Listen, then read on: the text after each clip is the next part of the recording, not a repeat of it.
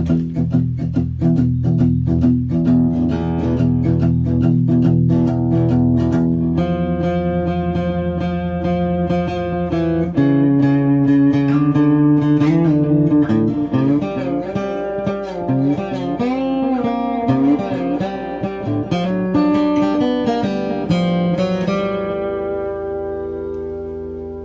to the Serious TV Drama Podcast. I'm Scott, and joining me tonight, well, first we have, let's call him the Ricky Hitler of the podcast. It's Dan. Hey, Dan. Yeah, they're good. Thank you for having me. And also on board with us this evening, the answer to what if Saul Goodman hadn't lost his soul at some point, that we just haven't seen quite yet on Better Call Saul. It's Brian. Hey, Brian. Hey guys, how are you doing? I couldn't. Too out of it to come up with comparisons, whatever. How many of these have I done over the years? Anyway, we are here to discuss, let's call it part 2 of 4, covering the final season of Breaking Bad, or season 5. We will be talking about the next 4 episodes, which will be kicking it off with, almost had a burp there. Oh, there it is. So we're going to get started with the 5th episode of Season 5, and that episode would be Dead Freight. That episode was actually both directed and written by George Mastros. And that's probably not how he pronounces his name, but I don't care. For some reason, I highlighted a quote from the episode, so I'll just say it. Why did I do this? Bottom line, I've done this long enough to know there are 2 kinds of heists. Those where the guys get away with it, and those that leave witnesses. Oh, that is a good quote. Anyway, so looking back at this episode, this wasn't some soft edge, jaunty little exercise like we see on shows over the years, like Leverage, for example, or some really too cute for words and witty as fuck Ocean's 11 kind of fluffery kind of heist. What was enjoyable about an episode like this is that we're watching the construction of a plan that, at the same time, it's both wildly implausible and yet oddly rational. That unlike most other TV and film heists that we've seen, this one wasn't cloaked in subterfuge to trick the viewer, at least not the actual heist. So, before we even go any further as far as talking about the actual content of the episode, I just want, and I'll throw it to you guys, as an unexpected talking point, because I'm in that kind of mood tonight. I'll say right now, I'm a sucker when it comes to, we've talked about I'm a sucker for time travel, or we all are for some reason, or a sucker for this. If movie-wise at least, more so than TV, if you can give me a well-executed caper heist kind of thing, if it's well done, I'm all in. Whether it be maybe the first Ocean's 11's movie, or any number of others. I won't do a list. There's a whole bunch of movies we can all think of that run in that category. So once you realize that that's essentially what they're doing in this episode of Breaking Bad, and we've had previous episodes where they've concocted a wild plan and that they pull off. Well, the first episode of the season, even with the magnets and everything. But this is specifically a heist. Much more going on and elaborate than Walt and Jesse stealing the methylamine way back when with their silly hats on, whatever. There's a lot more moving pieces here and a lot more complications here. But I kind of enjoyed that a show that this isn't what the show generally is, that they were able to incorporate something like that into the show, and yet it's still, at no point does it not feel like a Breaking Bad episode, if that makes any sense. Using our video function, I see you nodding along, Brian. So, do you know what I'm talking about, Brian? You know what I'm saying here? Yeah. I think, that in rewatching it and thinking about a lot of stuff we've talked about lately, a great Western often has a train robbery. And I don't remember if it was Vince Gilligan or one of them said, like, in some sense, Breaking Bad has a palette of a Western, that, we have a great train robbery here, whose focus is not to do violence, it's to get away with it. And I think what I particularly enjoy about really good heist episodes is not only seeing the heist, but seeing the planning and the setup and we get a lot of great exposition about why it would work. Like the weight of aqueous methylamine compared to water, so that you do see it's in these characters' wheelhouse, so it's realistic, but it's also really engaging and sets up one of the longest maybe scenes in the history of the show, that from when it starts to when it ends is a long chunk of the episode. So I really enjoyed it. Daniel, did you feel in a similar fashion? I don't know if that's the kind of genre that really appeals to you or not, but I'm just going to go on a limb and assume that you have some appreciation for it.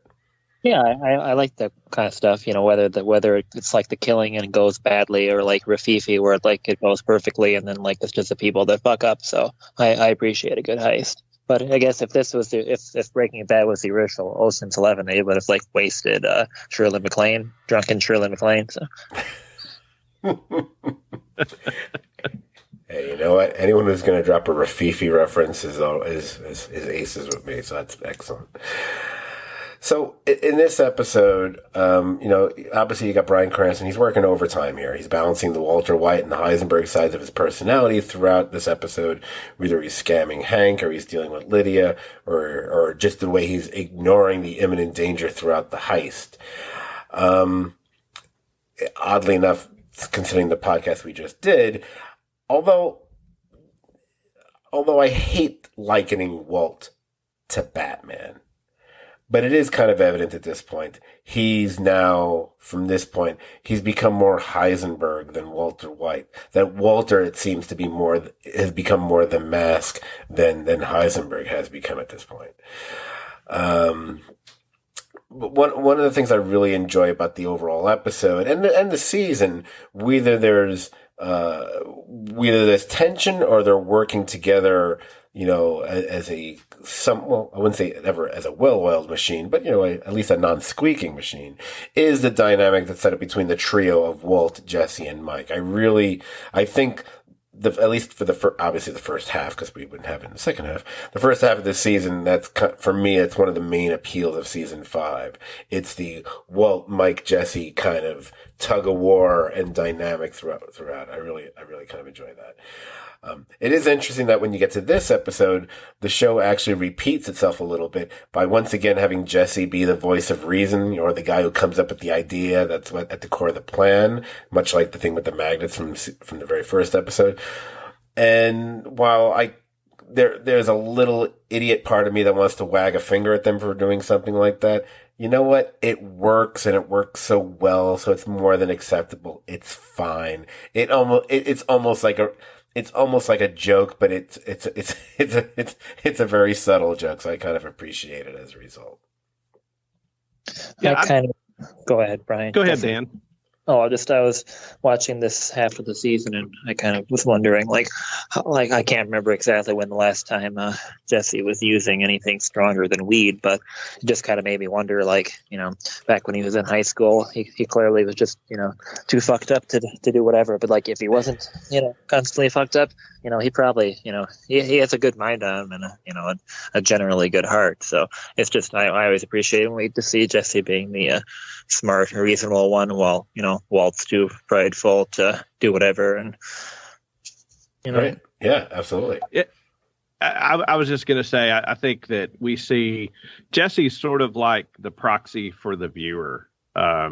He's still reacting in a way that's grounded in logic in this crazy world, but he also has more of a heart than Mike and Walt. And even, he's also right about Lydia. He's the only one that's right about her. When they're in the basement of the building talking about whether to offer or not, he's saying it sounds like she's telling the truth. And then they hear, the tap about that she was telling the truth. It was Houston DEA that had set those trackers on those barrels. So, I mean, in this chunk of the season, Jesse's right more than Mike, more than Walt, and also is sort of the emotional heart of the show. Absolutely. It's interesting. And I think, if I'm not mistaken, I think this has come up on the podcast before as we've been going from, season half to season half. Again, while the main focus of the show is the transformation, whatever you want to call it, as far as Walt is concerned, whether he's evolving or devolving or whatever you want to call it. At the same time, you also have what's gone on with Jesse from season to season to season. And while we've often have had empathy, perhaps, for Jesse at different times, whether it be that really bad day he had in season 2, or the way he, handled, the death of his girlfriend and what he went through there, or the way he handled his being forced to murder Gail and what happened after that, so on and so forth. But it's interesting that someone who, let's face it, because I always say, let's not give Jesse a gold and blue ribbon just yet. He's not the greatest person either throughout his existence. But as we've gotten here to the 5th season, especially when you compare him to who else is left on the playing board, especially one Mr. Walter White, he's a goddamn saint by comparison. He actually, and especially when it comes to stuff with kids, which obviously we know what's going to happen in this episode. So, but yeah, we've talked about, Jesse, once we get to this season, Jesse becomes the heart of the show, if anything. Not that there aren't other characters who have their own issues that are, emotionally attached to everything going on, whether it be Skylar or Hank or whatever. But Jesse, as Brian, as you were saying, he has kind of, I hate using the word transition again, but he's kind of transitioned into becoming, like you say, like the proxy for the viewer. He's kind of like, the rational voice, or what if we were in this situation kind of thing. Although there is a funny moment that happens a few episodes later where he's like, oh, he's still hiding the bong. But anyway, I did mention, since I mentioned Skylar briefly in that little thing, I just want to make a note about one thing, because I'm not going to go, I'm not doing a scene by scene thing here. I'm going to bump over a couple things because I think it's more about from the heist on, quite frankly. But I do love the idea, and although you guys can bring up stuff whenever you want, of course, I love the idea that Skylar is continuing, every time we see her, especially when Walt walks in, she's still firing up her hurry up and fucking die cigarettes every time. Absolutely. Because one of those things you realize, it's like before, when she was smoking, it was because she was so goddamn stressed out. And trust me, I know all about that, Mr. 102 Days Without Smoking.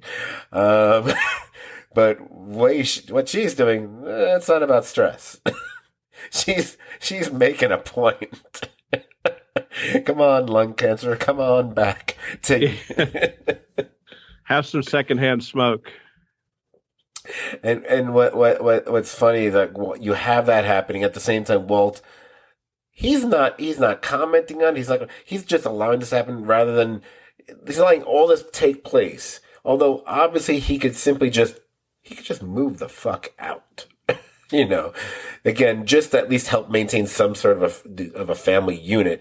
But again, him acting this way, I think, I think we would all agree, it's just yet another indicator of his ever-consuming sin of pride. I mean, yeah, he there's no way he'll ever fucking leave at this point. Well, at this point, like sort of what you were saying earlier, when he's at home, like the mask is Walt when he's with Hank and with other people, but like all that stuff is dropped when he's home with Skylar. Like he's starting to just be Heisenberg, other than the rare opportunities that he can't be. Right. I mean, he's giving lip service to what he wants in the house, but what he really wants is just to win. And he wants Skylar to accept him as he is and everything go back to the way it was. And he's not listening, not being rational, not giving up. He's just believing he can either talk his way out of it or will it to happen. And she's not having it. Right.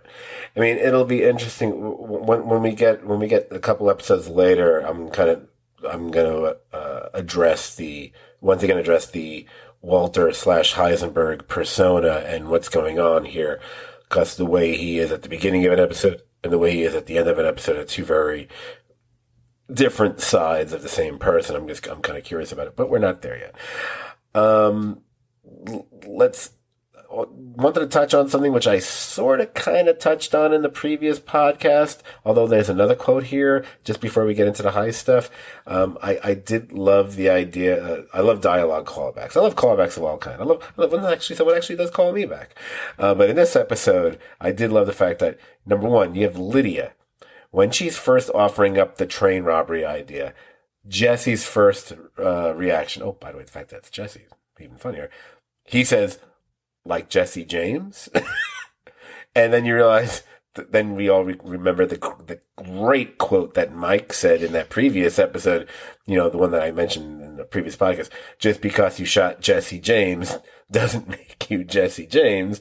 And I think, I don't have notes about it, but wasn't it one of the last episode, that we were talking about, where Walt himself says nothing stops this train or something before we ever got to the notion of a train robbery. So it looks like, okay, they were waiting for this episode all season. They were building it. They were foreshadowing the fuck out of it until we got to it. Yep. Totally.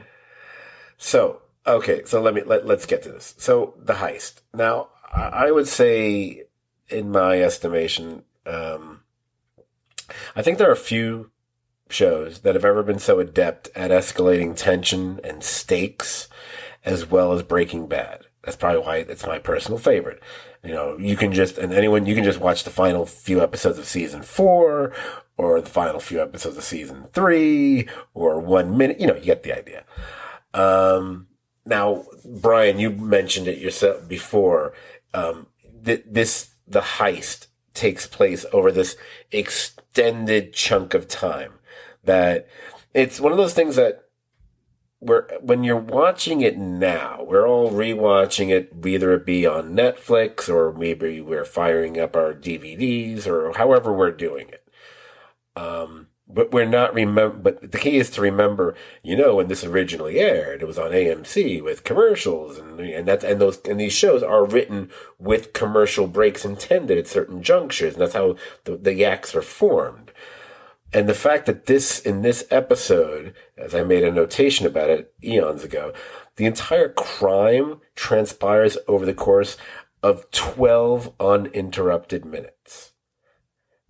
Now, even though we're watching that without commercials, that is an unbelievably long period of time for a television series that exists with commercial break. It's a TV rarity. I mean, obviously, if this was an HBO show, we might not be that aware of it, other than it's just, wow, that's a really long scene, But in terms of whether it's a Breaking Bad or a Mad Men or any other show of that ilk, The Shield, whatever, that's crazy long. You don't really see that very often.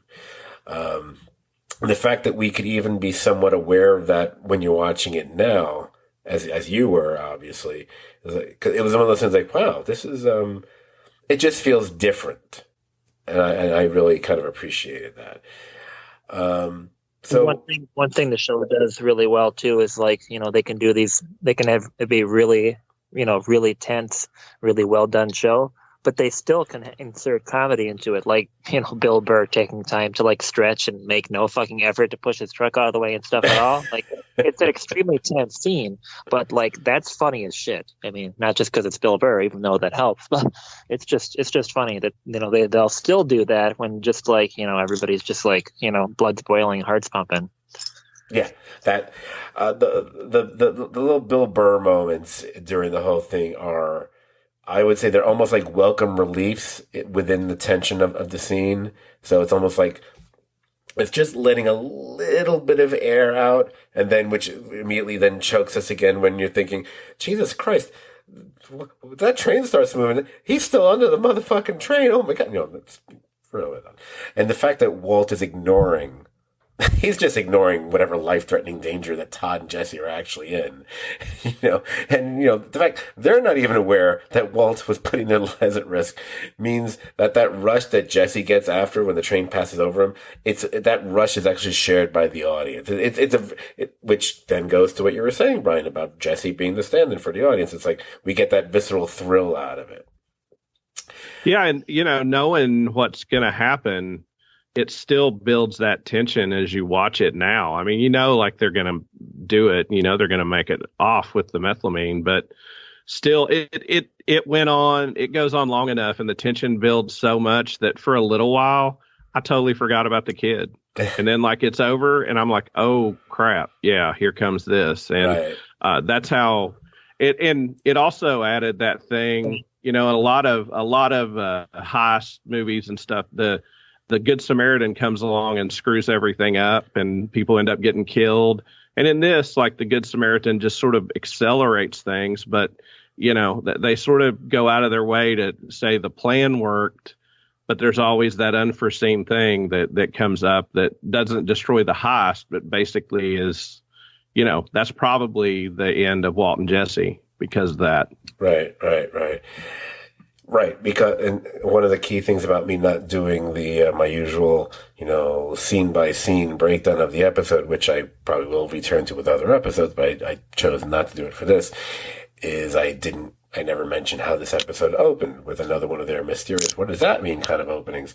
And I love the fact that they do it in this episode because, as we know, the episode starts off with this it's a fairly innocuous opening. You know, it's a kid motocrossing in the desert and he catches like a spider in a jar. The way this episode unfolds, and especially when you get that really intense, crazy 12 minutes, at that point, again, think about if you're watching this for the first time, way back when. At that point, most people are probably not remembering how this episode started. Because you just spent 12 minutes of high-level tension. You're not thinking about that weird kind of goofy mystery or whatever. Or maybe you were, but maybe, you know, maybe you're whatever. But then you realize that's the biggest unforeseen circumstance of them all. And so you have that, and then Todd shoots him. And it's that matter-of-fact way he does it. You know, they don't take the time to have any kind of, you know, sputtering, springing, or whatever. It's just, you know, it's just like the sad little wave, and then he steps over and just shoots the kid. Yeah, and it actually shows it. Like, shows the kid get shot in a way that, you know, I think it, and I'm not doing this intentionally because this is sort of how we all came together, but I remember when a child was shot on Lost, and that a big deal was made of that, you know, on TV shows, usually kids don't get shot. Mm-hmm. And that was filmed in a way that, you know, was shocking enough. But this, just sort of the pedestrian, matter-of-fact way it happens, it was, when the first time I watched it, was, you know, just a holy shit moment. Right. Because when this happened, when this aired back in, you know, whatever number of years ago is at this point, 10, 11, 12 years ago, right, the first thing I thought of was Lost. You know, there was that time, you know, where we all know who it was, but I don't want to go down the rabbit hole of details about Lost because that's not what this fucking podcast is about.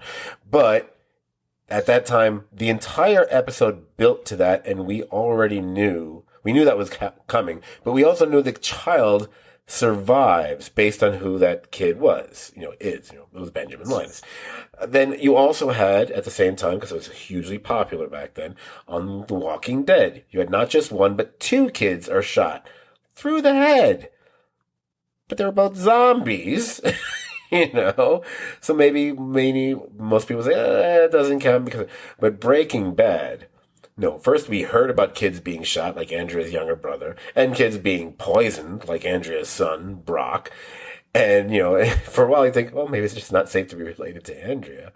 But then you realize, no, maybe it's just not safe to be a kid on Breaking Bad. And when you realize that, all of a sudden you go, hey, you know, Skyler's really bad plan doesn't seem like such a bad plan after all, considering the lifespan of children on Breaking Bad. Oh, I definitely have a thought about that in a later episode, but I will say this is sort of where we turn on Todd, and the writers get, you know, at first he just seemed like an odd, weird kid who was oddly worshipped Walter White, but as this goes on, man, like they don't pull any punches about what a creep he is. Oh yeah, I mean, this was the episode, and I think Dan can attest to this as well, because we had mentioned we'd seen him in a previous episode, and people like me and others were like, "Oh, it's Landry from Friday Night Lights, whatever." And he's like, "Okay, now he's on Breaking Bad, whatever." But we weren't. It wasn't until this episode we went, "Oh." And then from this episode on, you realize, oh, Jesus, Landry's really fucked up now. even though technically Landry does some bad shit on Friday Night Lights, but at least there's a whole story about it, and it's there's guilt, and there's a reason, and there's a girl, and there's it's. Dan, I thought sound like you were about to say something. No, I was just agreeing with you about Landry not exactly having his hands clean of blood on Friday Night Lights. I only wish. I mean, I know the whole thing is because it's Texas, so it's kind of funny. His name was Landry, like wasn't the football coach there, Landry, whatever. But Dan. I'm saying this simply for your benefit. There was always a part of me that kind of wished his name was Landrew. I'm just going to say it. Okay, got one in. I did the classic Star Trek reference tonight. Yeah, I mean, it's just overall. I don't mean to interrupt if you have anything else to say, but I just to sum up, it's again. I really love this episode because of the dynamics and the things we've talked about already. One of the things we've appreciated about Breaking Bad, and also when they do it on Better Call Saul as well, although it tends to be more with the Mike character than anyone else, it's seeing how something is constructed, is put together, be it a plan, be it a device, be it whatever it is. They do not shy away from that on this show, and it is always very compelling viewing. And once again, when you have a whole heist like this, the way the whole thing works, even though I've read some stuff about it and there are some things which wouldn't quite work the way they did in this, mainly because of the situation with replacing the methylamine with the water wouldn't work the way they did because the methylamine they would get would actually end up being diluted as a result. We'll forgive that, whatever, I don't care. But just as an overall episode of television, and this show, I love that it's so very different than most Breaking Bad episodes, but it still becomes one of the best Breaking Bad episodes. And that's my weird unintentional segue to mention the thing that no one gives a fuck about but me, that this came in number 10 on my top 25 greatest Breaking Bad episodes of all time that I wrote. Even though I look at that list now, I'm like, this list is all wrong. I would redo the whole list now. But anyway. Does anyone want to weigh in about anything else about that episode before I move to the next one? I see heads shaking. I like the line. I like the line where when Walt tells Skyler he's going to rob a train. I just like the way he delivers the line, and it's one of the rare times in the season where I'm like, I can understand. I mean, I'm on the same side as Walt. I get what he's saying, and I get why he thinks it's cool, and the way he delivers the line is just, it's perfect. It's the way that that anybody would do that.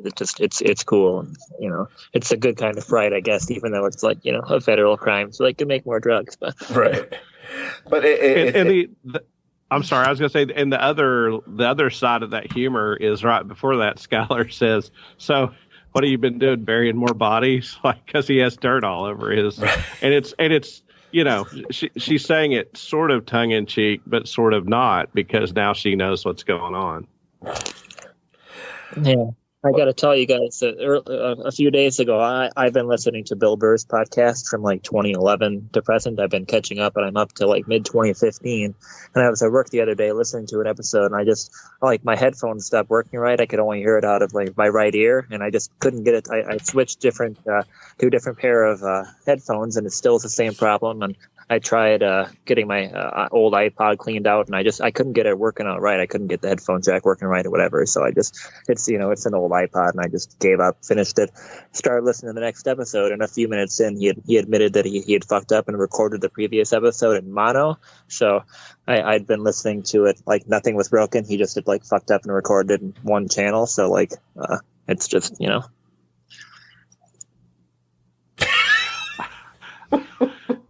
I thought that was going somewhere, but now I know something. Yeah. Excellent.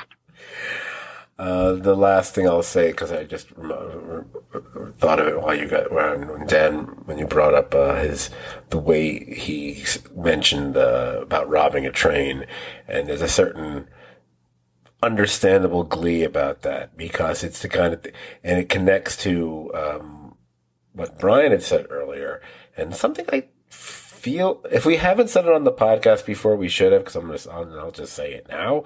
The fact that this show does lean heavily into a lot of Western motifs. I think we all know that. You can tell by the way it's shot at times, all these standoffs in the fucking desert, the way they even create even the villain showdowns and the quote unquote big bads have a very kind of Western feel to it, and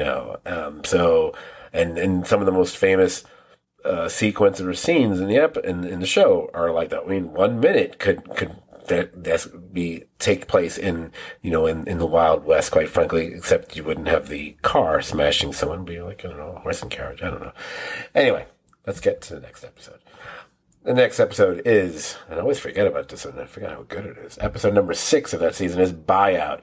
It was directed by Colin Buxey, and it was written, of course, by Jennifer Hutchison. So we kick off this episode with what I call the bike and body disposal. So a fun sequence to see how people get rid of a dead kid.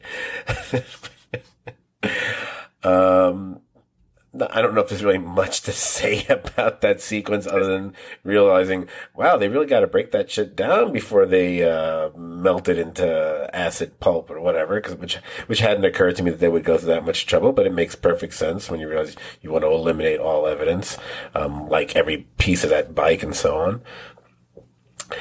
But it does lead to the situation with Mike, Jesse, and Walt, and this is where I got the word from the phrase I used in the beginning. I think it was Jesse saying it, where they're voting on Ricky Hitler.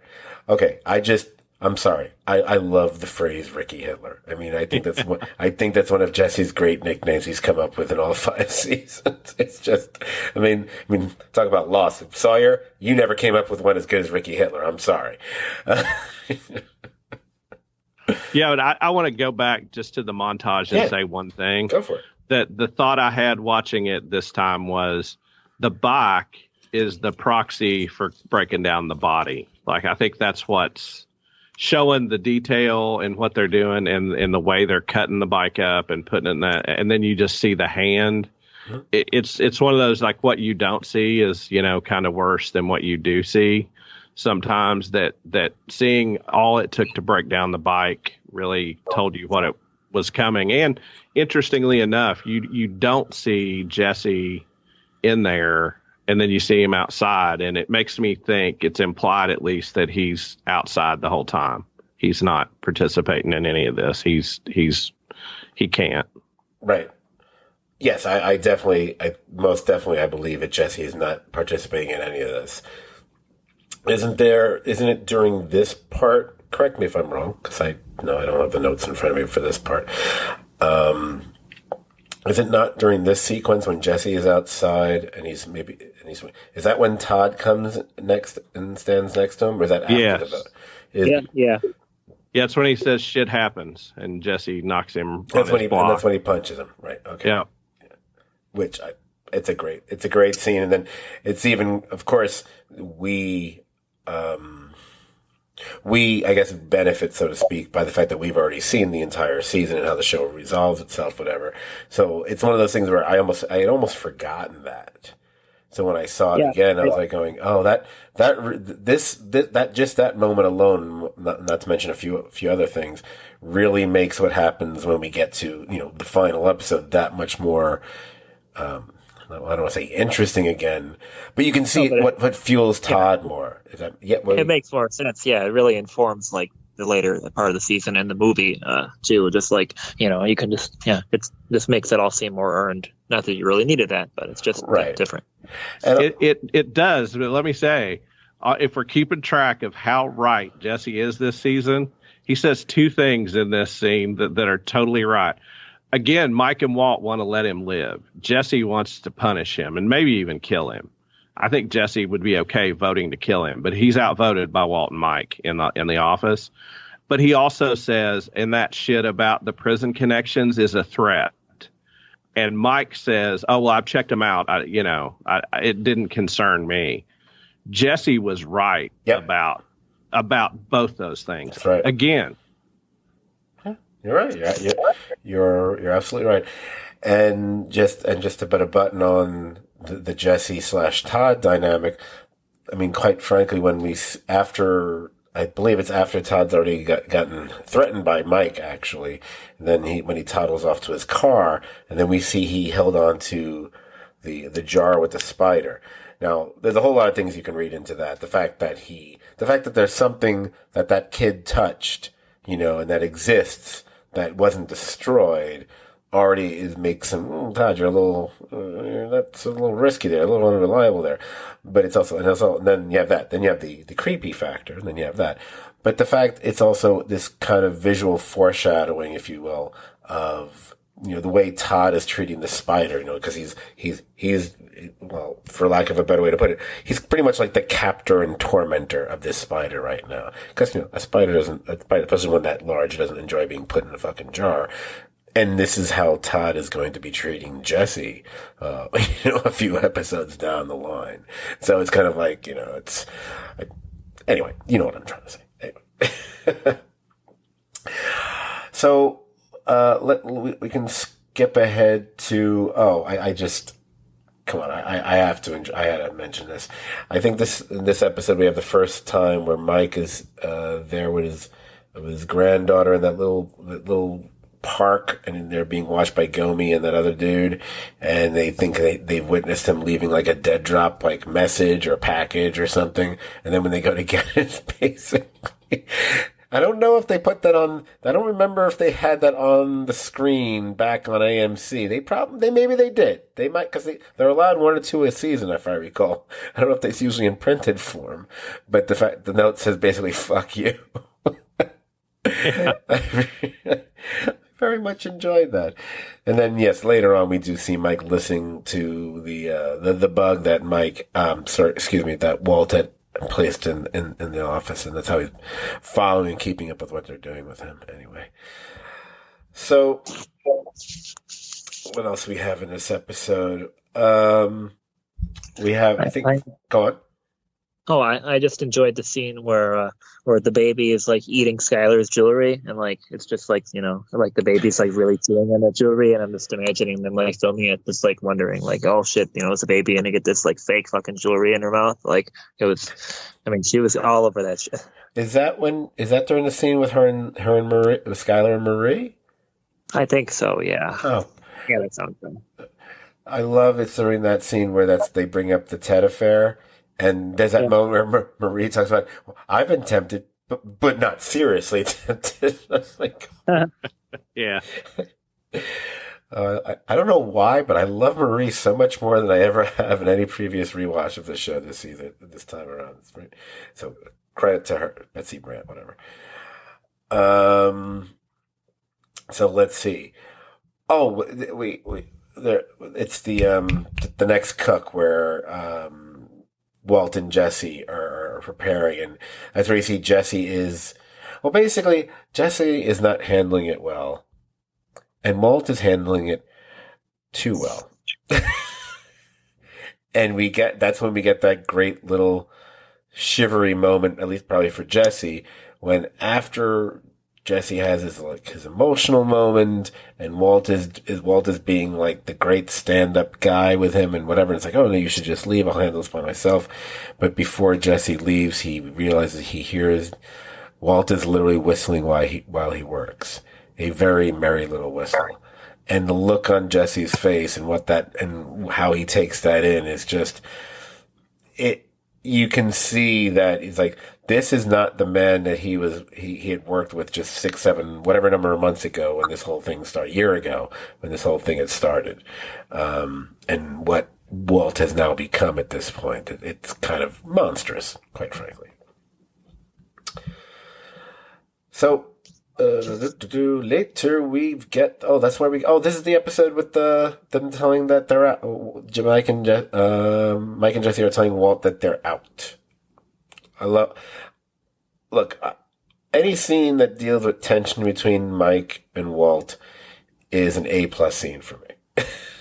Just because at any moment I think Mike's gonna haul off and belt Walt, and it puts me in that weird position where, on one hand, I'm kind of rooting for Mike because Mike, at this point, Mike is certainly more likable than Walt. Although Mike is just as cold-blooded as Walt is, quite frankly. But there is that weird, and I think I feel like we talked about this a little bit in the previous podcast. I want to root for Mike all the time, but there's that weird sense of satisfaction when someone gets one over on Mike, because the way he was first presented to us, even when you go back to the end of season 2 and throughout season 3 up until that last episode at least, where it was almost like Mike could do no wrong. Like he was almost, it was almost like the Mary Sue of henchmen kind of thing, where he was Mr. Wolf to the nth degree kind of a thing. So when someone would actually get the better of him, get ahead of him or whatever, it was kind of like, oh my gosh. And the way he treats Walt, again, I'm not saying Walt doesn't deserve pretty much any of the things that Mike has done or said. But I will also admit there's that little part of me that's like, it's like the smart guy and the bully kind of a thing. And you kind of at a certain point, even if the smart guy's a total asshole, you kind of want the smart guy to finally get one over on him. Even if at the end it turns out, well, the bully's not really a bully. He's just coming from a position of strength, I guess. Anyway, I don't know. I was rambling there. I apologize. So they want to make a deal for their share of the methylamine with this rival manufacturer / distributor, Declan. But we find out that their deal, it kind of hits a snag, because they're not going to be getting the blue off the streets. And because it turns out this dude, he wants to expand his territory. It's not just about getting their methylamine and being able to manufacture a whole shit ton of meth. He wants the blue meth to go away. I'm surprised there's never been a specific they call it the blue, whatever. There's not a specific nickname that they have for that form of meth. You think there would be at some point, but there isn't.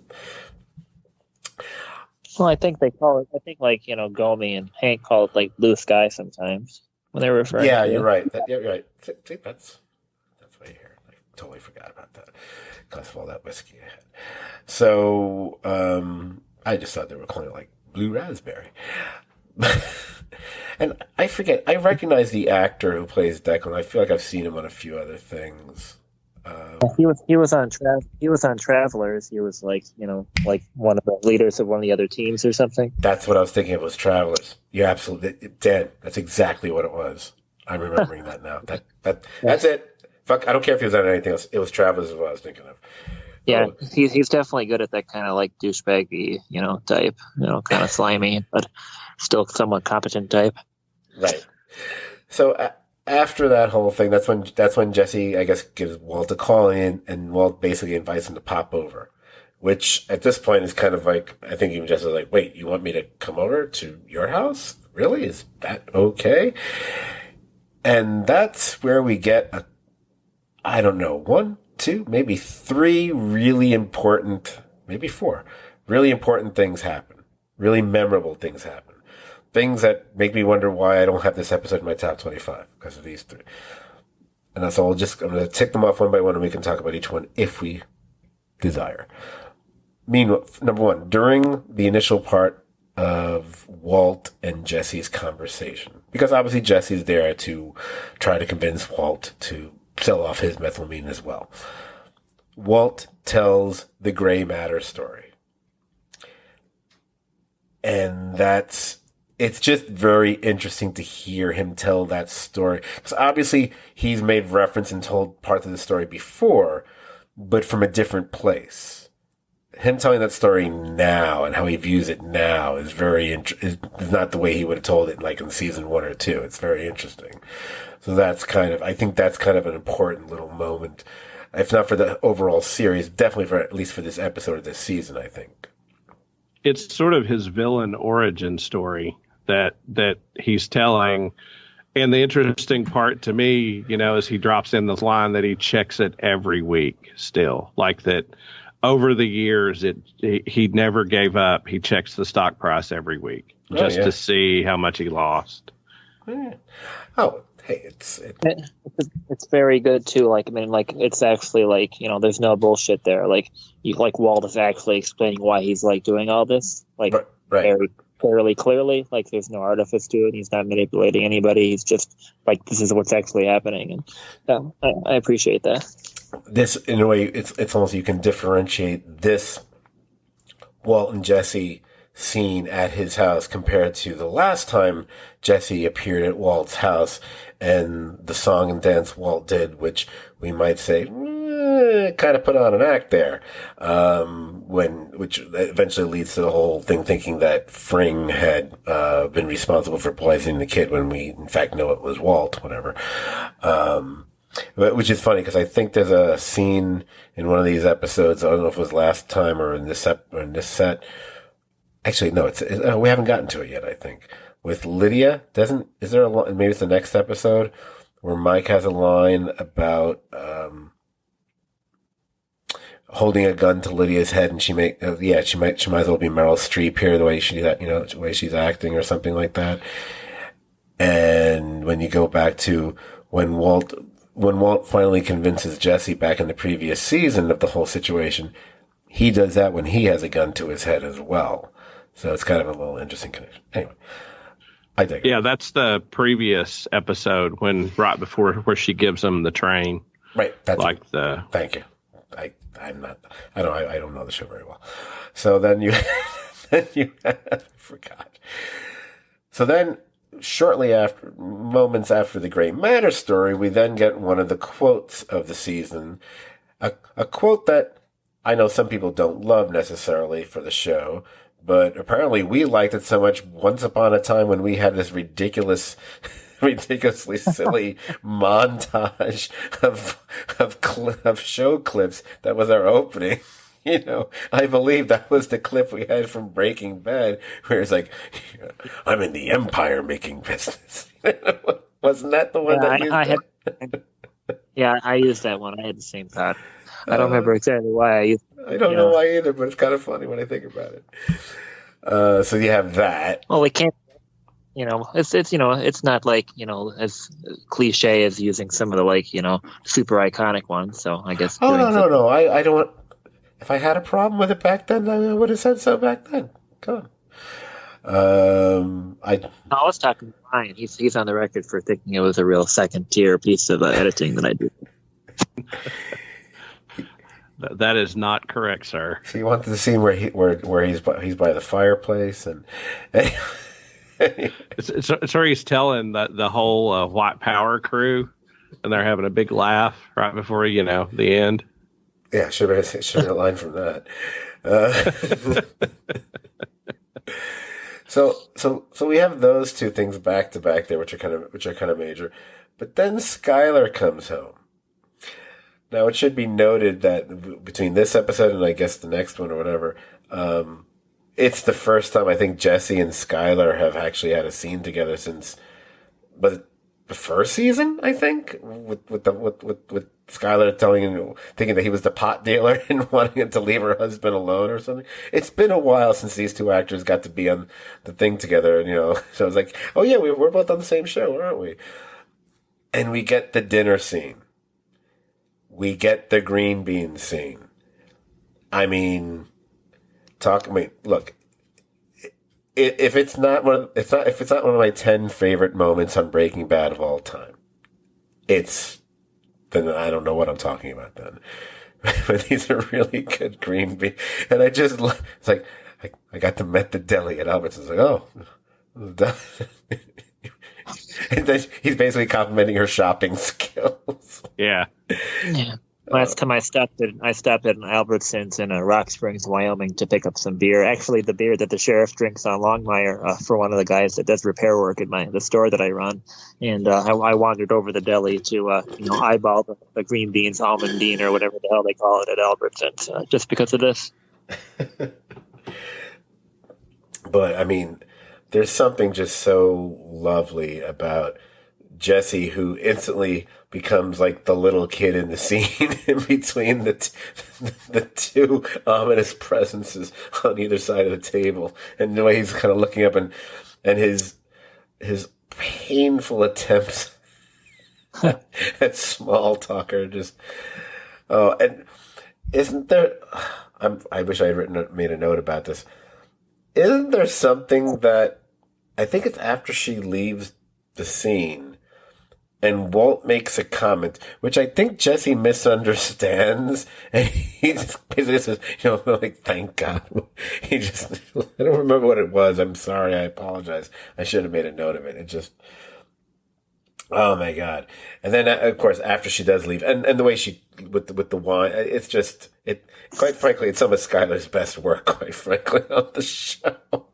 Yeah, I like how, like Jesse's drinking the water and Walt's got his whiskey and he's just sitting there laying back and she's just plowing through that wine. Oh, there's that really great big pour where Walt looks at her. She like pours the glass like 3/4 full. Oh, the bloopers for that scene, the outtakes for that scene alone are hysterical.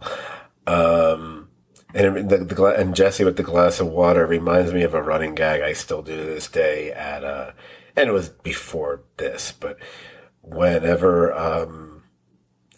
over the years, whenever I'm with, like, say, my closest friends or whatever, and a topic comes up that I don't want to talk about for whatever reason, like, I don't want to be, I deliberately just immediately grab whatever it is I'm drinking. I just like, can't talk drinking.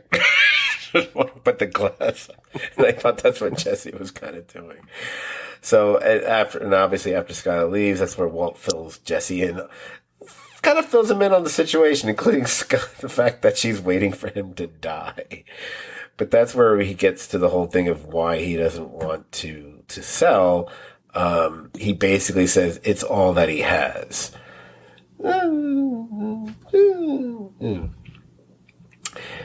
Anyway, so Walt later, he heads back to the headquarters, and that's when he has another of his many face-offs with Mike.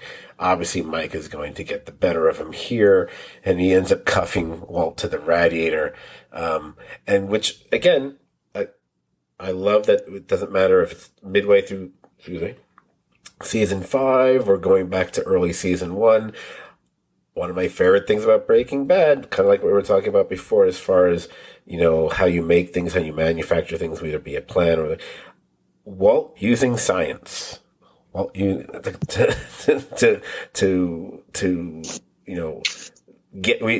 fix a situation, to get out of a situation, and the fact that he comes up with that whole elaborate way to get out of the being zip tied to the radiator, it is pretty kind of epic. It's even if you hate Walt at this point, you have to be impressed with his ingenuity about being able to get out of things like that. Oh yeah, I hate Walt, but I like seeing him and Jesse and whenever they're being resourcewful. I always enjoy that. I bet maybe if we did a MacGyver podcast, we'd be really into it. I don't know. And I think I think sort of the feeling of equity in this scene goes towards Walt, because Walt was going to steal the methylamine and Mike caught him. But Mike was going to do something that also, sort of violated the terms of their agreement. He was just going to sell it all and say, screw you, Walt. Right. So they're both in the wrong here, like you've talked about before.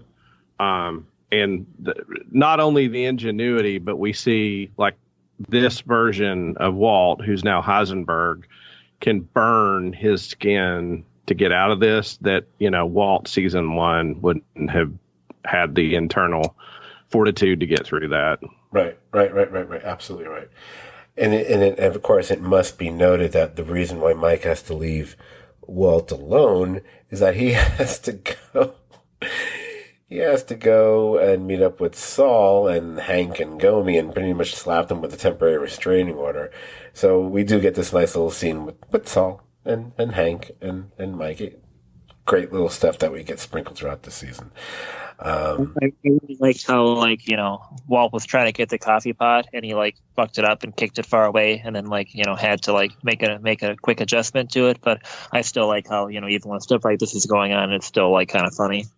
Yes, the fact that they will always add these odd comic moments throughout the history of Breaking Bad to scenes that would otherwise just be either pure drama, pure tension, pure whatever. I mean, it could be something as silly as throwing a pizza on a garage roof. You know? So then later, by the time Mike returns, the methylamine is gone. And that's where we get, oh, look, we get another gun to somebody's head. It's another gun to Walt's head. While Jesse is pleading with him, because Jesse's already been there all this time, that Mr. White, and by the way, gotta say, I love the fact that we're 5 seasons in, and except for that one time, he still calls him Mr. White. That's something very fascinating about their relationship, I think. But he's pleading that Mr. White has a plan, and that's where we end this episode on what I think, if I'm not mistaken, was originally going to be the title of the episode. They didn't title it that. They ended up calling it, was it Buyout? But originally the title of the episode was going to be Everybody Wins. And that is I believe that's the last line of the episode, is him saying everybody wins. Yeah, that's correct. And, again, we see Jesse's like, the swing vote on the Supreme Court. He because Mike and Walt are always going to be on opposite sides. But Jesse has heard the plan. And what's interesting is this time Mike has the gun on Walt, and Walt's like smiling. Like he already knows that his plan will probably succeed, or at least he's arrogantly believing it will. And he's Heisenberg. Right, he's Heisenberg. So he has extreme confidence that he's already convinced Jesse, and he knows Mike will go along with it at that point. Right. Absolutely. I think I ripped off a few things out of trivia, probably from IMDb or something that I have in my notes here. So I was right. It is the first time that Jesse and Skyler have been in a scene together since season 1, since the Cats in the Bag episode. And this episode also marks... Yo. What? Well, when Skylar kept saying yo to like everything she was saying to him. And this is also the last time that Jesse and Walt will ever cook together. So that's a little bit of significance for the episode. I always like to mention when I know that an episode is one of the actors submitted for their Emmy. This is the episode Aaron Paul submitted for his Emmy nomination. And the one thing I saw in the trivia, which I thought, which appealed to me because it's one of my all-time favorite classic movies, is something that Vince Gilligan said about this episode, is that he was very much influenced by The Treasure of the Sierra Madre, with this episode. And I adore that movie, to no end. I can't believe I don't have a poster of that in this house. So I kind of thought that was cool. And even though I personally do not think of it that way, apparently, for whatever reason, The Treasure of Sierra Madre actually sort of kind of falls under the Western category. I don't think of it as a Western, but when you look up Westerns, it's there. I don't think it should be, but I can't argue with, Hollywood history, whatever, blah, blah, blah. But anyway. Well, the entire movie takes place in the desert pretty much, so, I mean, it's kind of what they would do. So is Lawrence of Arabia. That's not a Western. So anyway. No, I suppose. But different kind of desert. Well, that's not the West. Okay. My last two thoughts are, I do like that Skyler lets Walt, like she talks about the affair to Jesse, because she's heard from Marie that Walt had talked about it to someone else. So she takes a shot at his pride in front of Jesse and talks about the affair. and one of my favorite lines, at this point we didn't know so much about Saul, but his, vaudeville act is when he says to Mike in the car that now Agent Schrader's going to have a raging boner of Uncle Milty proportion. And that joke works, especially if you actually know the legendary rumors about Milton Berle. Yeah, which it tells you a lot about Saul. Yes, absolutely. In case there's any listener who's not familiar with that, long story short, Milton Berle was said to have an enormous schlong. Okay, so let's now move on to the next episode of the season, episode 7, which was Say My Name. It was written and directed by Thomas Schnoz. Oh, I did another thing with the quote in the beginning of my notes. Shut the fuck up and let me die in peace. Oh, gee, wonder what I could be referencing there. Okay, so this episode, to me, this is one of those doozies. This is one of those episodes I look at where it appeared in my countdown, whatever. I don't remember. I wrote it at the end of my notes here. It should be higher than whatever number I gave it, I'm sure. I feel like this is the kind of episode that was just made for those dopey texting acronyms that we all use. Look, there is rarely an episode of Breaking Bad that doesn't inspire like a WTF or the occasional LMAO or whatever. But Saying My Name features one of the two hardest hitting OMG moments of the whole goddamn season. And that's why it's such an amazing episode. So let's start in the reverse order from the beginning. The opening shot. I love the opening shot of this episode. When you get that rear view of the three, let's say the three mostly completely shaven heads, because obviously Jesse's got some hair, as Mike's sedan is crossing the desert. I don't know. I know it's just a simple shot from behind as they're shooting, but there's something about it, the way it's shot and the sound design and whatever. It's the ominous nature of it all. For lack of a more eloquent way to put it, it's just fucking cool. I really enjoy that opening shot. I speaking of this, so because of this, you're talking about the scene where they're like going to talk to Declan, right? Yes. Yeah. So there's one thing I think a rare mistake the show probably makes is the fact that Walt and Jesse are riding in this car, and then then Mike ends up abandoning it to the DEA later, and they probably have their prints in the car. I think it's, I'm guessing, Mike wouldn't have had any reason to scrub down the whatever. So Walt and Jesse's print should be in that car when the DEA ends up getting it. The car is taken care of. The car ends up, it's done off screen, but Todd gets the car and takes it to the junkyard. That's a different car. It's a different car? Yeah, that's a different car. It's not the car, because Mike has the one car he leaves at the airport, but the car that's down by the Rio Grande when he gets killed, it's not the same car as the sedan. The sedan gets, the APD ends up getting it when it's because, they walk up to it at the scene where he leaves his granddaughter at the park. So this is the car that's left at the airport, then you're saying? No. This car is the car that the cops end up getting. It gets left at the park. I mean, there's no way that Mike goes back to get that car. So I see. So he drives a car to the airport, leaves it there, and takes a taxi out of there, and then he takes a different car to where he gets killed, to some theater or whatever. So I think that technically the cops should have found Walt and Jesse's fingerprints in that car. Right.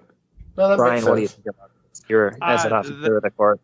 I think that's a very good observation. I don't recall paying close attention to it, but assuming it's the same car, I'm kind of like Scott. The cars and which one was where, I wasn't clear on. I know Todd does say he took one to the junkyard because he said it's cool the way they crush them into that little cube. But if it's that car, then I think you're onto something, Dan. You're making me want to go back and watch the episode. I think you're right. I think he's right. The only thing I'm going to go out on a limb, I'm trying to think. Give me a second. No, because when Walt was brought in, like when he got maced in the face and everything, my question is this. Do we think they ever went through the trouble of fingerprinting him at any of the facilities he was taken when that happened? Probably not, but Jesse would be at least. Well, Jesse, I'm not concerned about Jesse because Jesse's already on their fucking radar as and being involved in drugs, whatever. But I'm talking about Walt because I'm just going. They wouldn't. I don't know. I don't know if they would have Walt's fingerprints anywhere, so they wouldn't have that. Yeah. So, again, I'm not saying you're wrong. You're still right. I'm just thinking it out to myself. Like they wouldn't probably have Walt's fingerprints. Yeah, but they would have Jesse's fingerprints. Brian, do you think they would have fingerprinted him based on what you know about these, legal matters? If you are officially booked into a jail, you're fingerprinted at any point. I don't think. If you're not, arguably not, and probably not. Yeah, and but I guess probably not. But yeah, because I think Hank pretty much made it go away. yes, yeah, I don't think they actually booked him. And like part of your processing in most jails is when the officer, takes you to the jail. Part of that booking is being fingerprinted. You go into the database there. Okay. But I will say something interesting. You made me think about it. The car ride. It is interesting that the car ride framing of that shot is the same as they've shot them so much in all these episodes, in that like nobody is sitting like behind. Like I don't remember. I think Walt's in the back seat in that shot. Normally a person would sit behind one chair or the other. They have it framed that he's sort of in the middle. And they've sort of framed all of them that way in a lot of these shots, that it's like one's on one side, one's on the other, and one's in the middle. And that, obviously is very deliberate, because riding in a car, most of the time you would sit behind one person or the other. Well, that's correct, obviously. But it's also, there's something about when you're shooting three people, and you're trying to also visually, whether it be subliminal or not, show a certain sort of dynamic of power, and whatever. They shoot that very deliberately there's always that certain kind of triangle that forms, and you try to maintain that at all times. And a great example of how that's done, as you recall, when we were having our best of 2021 podcast, when I was raving about the season finale of Succession, and there's probably the best scene of the year, or if they were damn close to it, is a scene that involves three of the main characters towards the end of that episode. And if you watch the way they do that scene, most of the time it's just different formations of a triangle that they're trying to maintain at all times. There's a more specific phrase for it that cinematographers use that I can't think of right now. I apologize. If I'd known we were going to talk about this, I would have fucking had written down ahead of time. But there's something about that's done very deliberately. So that would be why you would also because of Walt being the dominant aspect of that triangle, you would have him centered as opposed to being to the side, even though it would still technically be a triangle, but you need him to be like more of like the tip of the pyramid, so to speak. Right. And he's also closest to you in the shot. Right. So he's prominent both in the center and towards the front of the shot, even though he's in the back of the car. Now, I'm probably wrong about this, and I wish I had thought about it days ago, and I would have done the research and checked it out myself. So I'm just spitballing here. I kind of feel like we might have seen a shot like this with Gus Fring. I might be wrong about that. But I feel like we've seen a shot like that back in season 4 of Gus Fring and him being driven, and he's kind of centered that way. And now it's Walt here. Again, I may be wrong about that. But it certainly has that feeling to me. And Mike was probably the guy driving then too. I don't know. I feel like I've seen that. If I haven't, then I'll just pretend I did. Anyway, Gus was like centered, like when he was like, walking into the nursing home and stuff. But I think there might have been another scene before that too. Yeah. I know here, I made a dopey joke I was just thinking about all the hair issues on the show, and shut up, between Hank's similarly hairless Peyton Saul's outrageous Comer mullet action. I'm thinking maybe they should have heisted 1,000 gallons of Rogaine instead of methylamine. Anyway, so here we go in the scene between, again, I was mentioning earlier about Westerns. When you look at how the scene is done, the staging, because it's kind of a showdown to a certain degree. It's that stark desert locale. It's a generous helping of Sergio Leone with a little dash of Coen Brothers in there.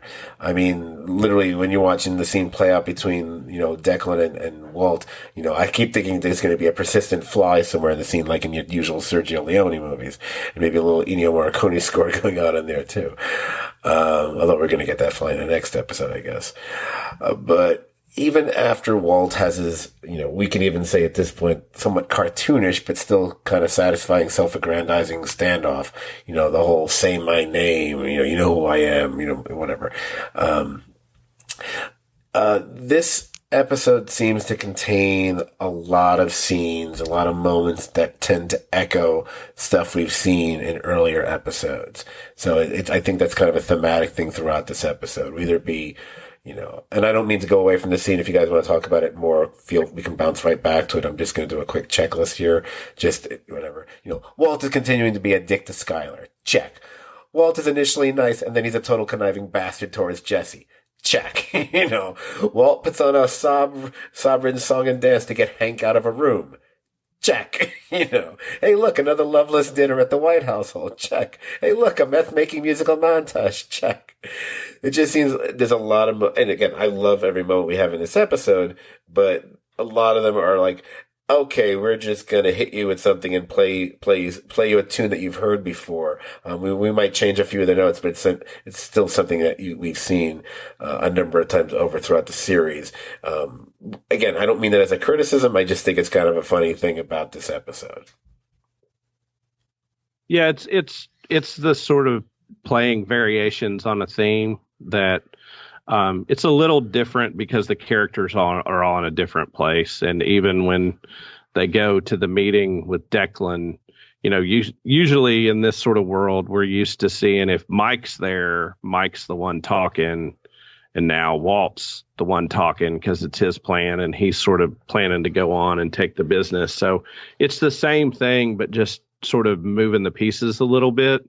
To be a variation on that theme, but very effective because it's the progression of the story we're seeing in Heisenberg being full Heisenberg. Right. But looking at some of the things that stand out beyond those moments, even though we probably will talk about them a little bit at some point, I do like the idea that we actually, now with these two episodes, this one, the previous one, we get back-to-back instances of Jesse and Skylar interacting, which is kind of nice. And it kind of makes me think, I wish they could have found opportunities for those two little universes to collide more often over the last few years. I mean, you don't get an exchange that's more oddly humorous and telling with so few words than what happens between them. That moment where Jesse just comes out, he kind of sheepishly is looking at the logo on the truck and then over at Skylar and he just says, "Vámonos." And Skylar just, she's just standing there looking like she wishes the earth would just open up and swallow everybody. And she just says, "I wish." Yeah, it's just great. It's just so lovely. I love that. Okay, so one key thing about this episode is that we learn how Mike has been sending the hush money payoffs. He's got a lawyer who's not Saul, who's been making weekly trips to the bank, leaving incrementally small bundles of cash in several safe deposit boxes. I remember, even when I first watched it, maybe less so now, because I think I've seen this episode a few times, I remember thinking, first of all, why not Saul? Or why not one of Saul's cronies, Why not Bill Burr again? You use them for the train robbery. Why not this? We saw Mike collecting from dead drop sites throughout last season, and we're going to see something similar to that coming up. It made me think, there must be dozens of holes brimming with cash and guns all over New Mexico. Why not use any of them? I don't know. Just because of that big box for his granddaughter? Is it just the convenience of one spot? Again, it's not a knock. In fact, his plan makes perfect sense, and it's a perfectly good plan until it's not. Basically, which is the same what you could say about, I guess, any plan. I just thought it's the beauty of using the attorney as the shield to do something, because there are so many. You can't really question attorneys and clients. You have to really build a case on them, and that's the smart thing of it. But as Saul points out later, maybe they needed a better lawyer. Well, the bigger question, and you're right. The bigger question is, you already you already have at the very least, a working relationship with Saul, who's fully aware of all this shit. Why even involve another person? Why wouldn't you just have Saul do this? You know? Well, the reason Saul probably wouldn't want to do it is because the interest of those people and Mike and Jesse, if something goes wrong, then Saul's name gets brought into it. Oh, okay. Now, what Saul says is like, you could have called me to see, where to go on the bench. Like, he could have found a lawyer that maybe would have done a better job and still kept a layer of protection between him and Jesse and Walt. Yeah, he could have given, if it wasn't for the fact she's probably dead, he could have given her Kim Wexler's number. Anyway. Exactly. Sorry. I'm sorry.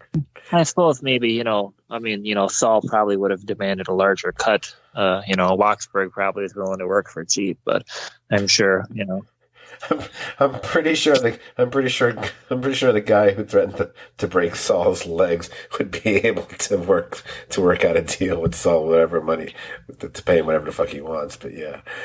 But to go to a point you made earlier, Scott, I think this is part of Mike's one of Mike's faults. Oh yeah, is that on some level, no matter what, he always keeps some compartmentalization.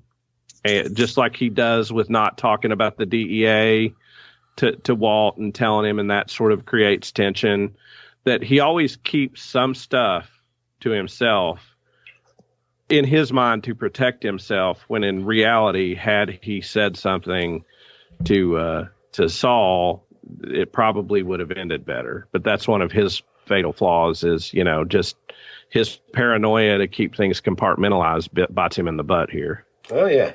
Oh, I feel like especially in these last couple episodes, there's a lot of if not for this, everything would be fine. In this episode and the next episode, whatever. So here, of course, my main thing is if you had Saul doing this, then we would have had more scenes with Saul. That's all. Yeah. But with this, I mean, obviously Mike's post-cop career has consisted, he's been an enforcer, he's been a fixer, he's been a cleaner. You think he might have foreseen the possibility that this lawyer is going to get followed and thus eventually get caught red-handed. But like you were just saying, and something I've said before, and I'm going to say mainly now because it's one of the last times we can say it about poor old Mike.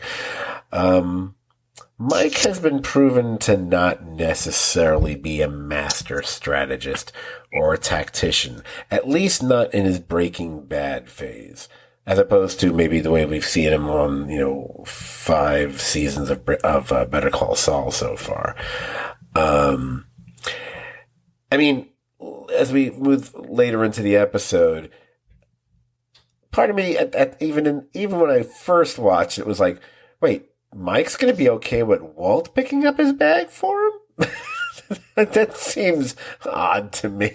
It seems like he would be more insistent. No, I want Saul. But okay, he was already on the run. He was literally abandoning his granddaughter at the park, which I thought for me was really the kind of the heart-tugging moment of the entire episode, other than the loss of Mike himself. Is the fact him standing there and him realizing that, because he keeps seeing the cops in the background while his daughter is, in mid frame, whatever. And the fact he's going to have to leave her. I mean, I'm sure she'll be fine. The cops probably took her home, but there's something really sad about that. And I think now that we've doing this rewatch and we've also seen 5 seasons of Better Call Saul, it almost makes it more sad. Because we've seen more about his relationship with his granddaughter. Might be obviously a different actress, but we still know it's the same character. Yeah, it's a complicated scene, because it could be taken a few different ways. But, when I watch it initially, and I kind of just like, it's a dick move, you should just turn yourself in, be done with it. But in a way, maybe he just doesn't want his granddaughter to see him getting arrested. I mean, his mind has the ability to calculate stuff relatively quickly, so it's hard to know exactly what he's doing there. But I think it could be either way. Yeah. Well, again, right. I agree. You wouldn't want her to see you get arrested, but also, it's not like she's 2 years old. So leaving her there when this police are there, she's going to be fine. So I don't. Oh yeah, the I was. the cops will take care of her. Yeah. It's just I wasn't but thinking. yeah, How dare you he won't be, abandon your granddaughter? but he won't say goodbye to her too. I'm sure she won't be a fan of that. Yeah, I'm sure they have a phone in that house. So. No, it's pretty heartbreaking though. Yeah. I mean, because you see him, and we've talked before. His face acting is, par excellence, and you see him by the tree at one point almost start to move forward and catch himself. Like I just can't. Like his instinct is to go to her, but he stops himself, and he's just. To me, it reads as heartbreak. Right. So see, it's a shame because if he only had his gun with his silencer on him, maybe he could have just shot his granddaughter dead in the swing, and then be done with it and not have to worry about her. So anyway,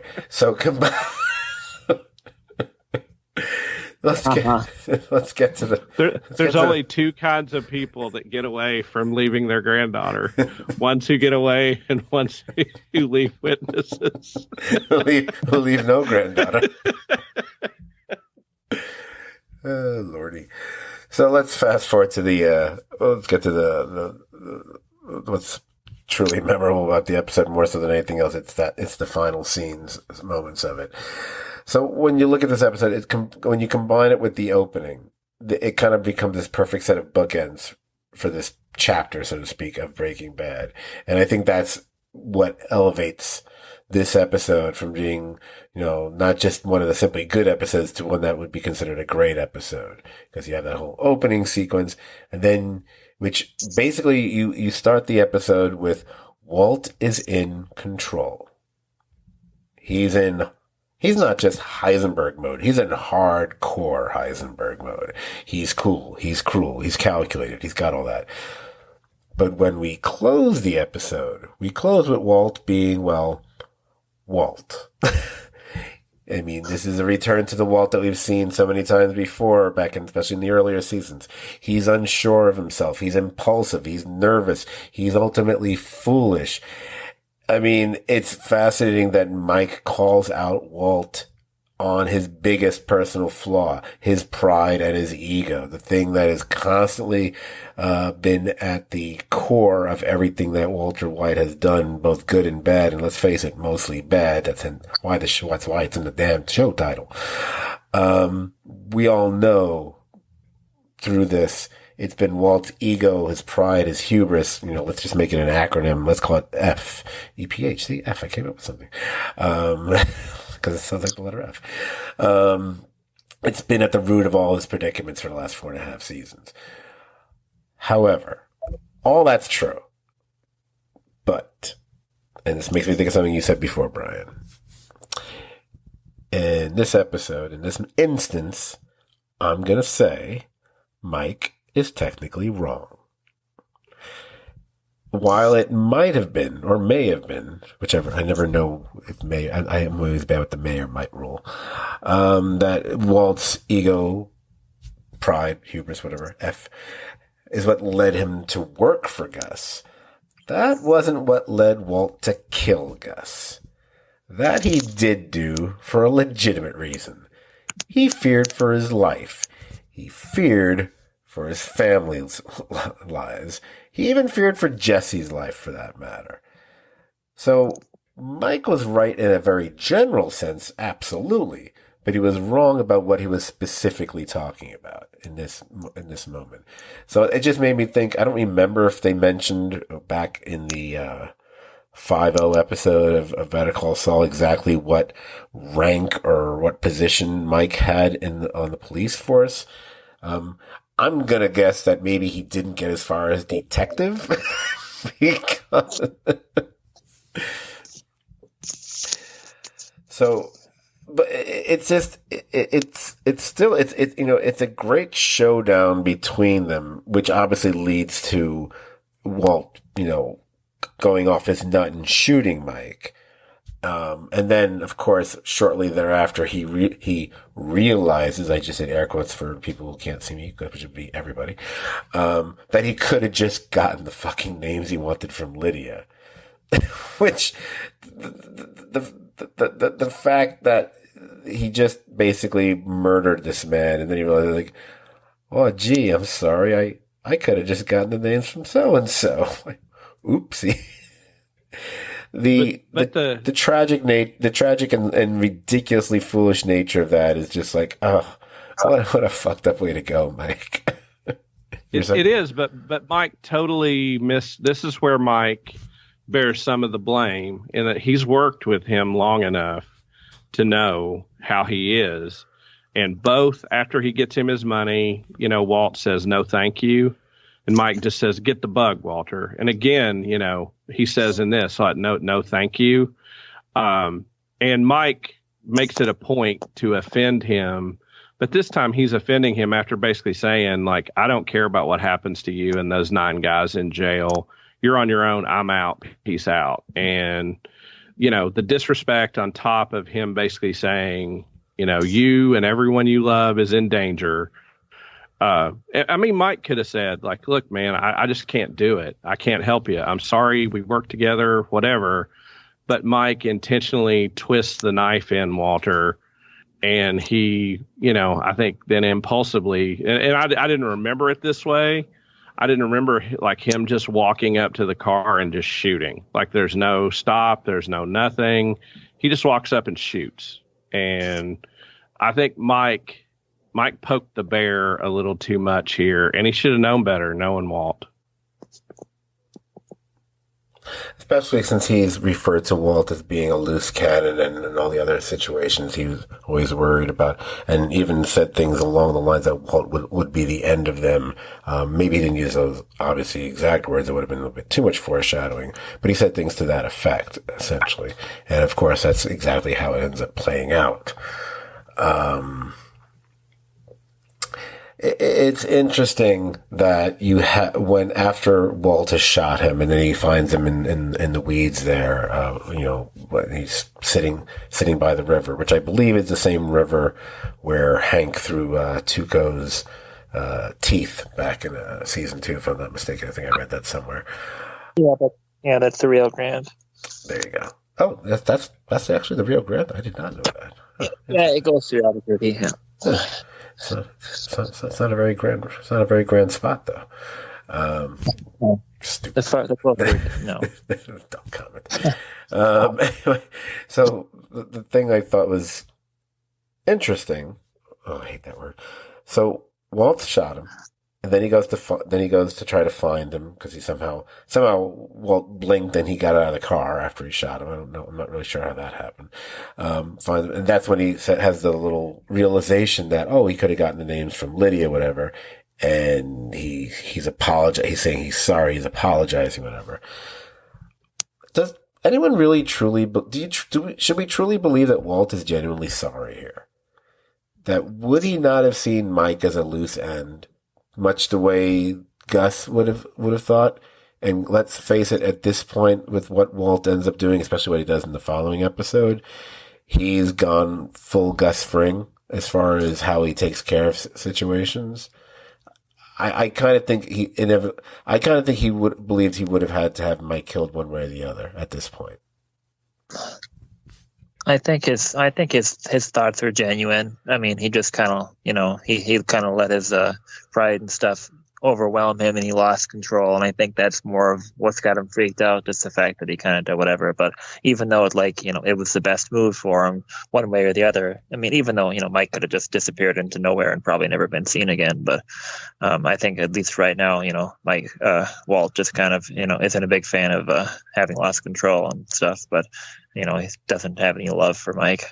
He spent the entire season just not being a fan of how much disrespect he's got for Mike. So I think that he is genuine in that moment because he knows he had another way to do it. That when he calms down, he does realize he could have just went to Lydia. Right. And the one thing Walt really, and maybe it's more about him than Mike. I do believe he's genuinely sorry he did it, but he's more sorry that he did something that wasn't rational and thought out and planned. And that to him, like he is disappointed in himself.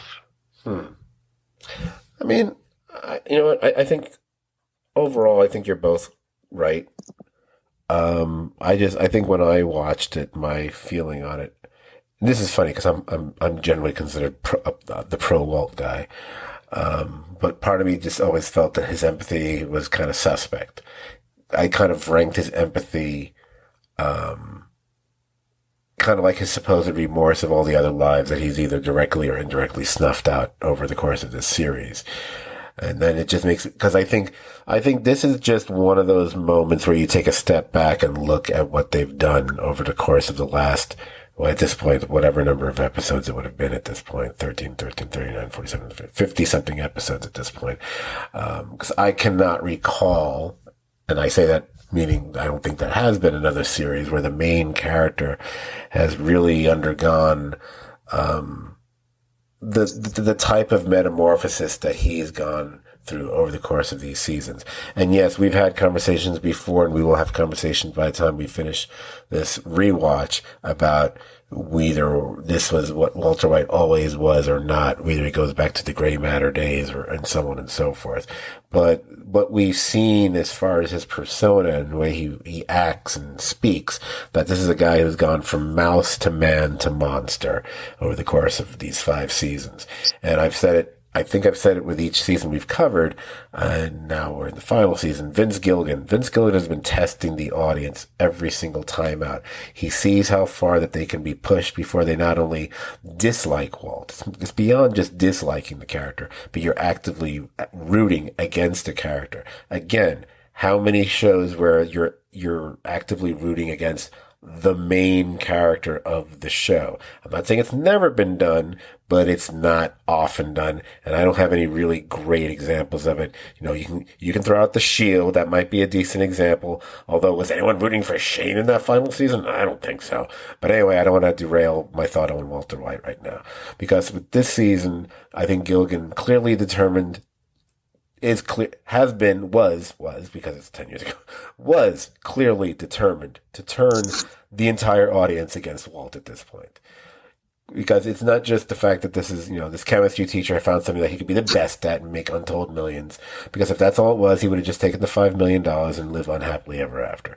It's because Walter White commands both fear and respect for the first time ever in what beforehand was a somewhat sad and infinitely monotonous life.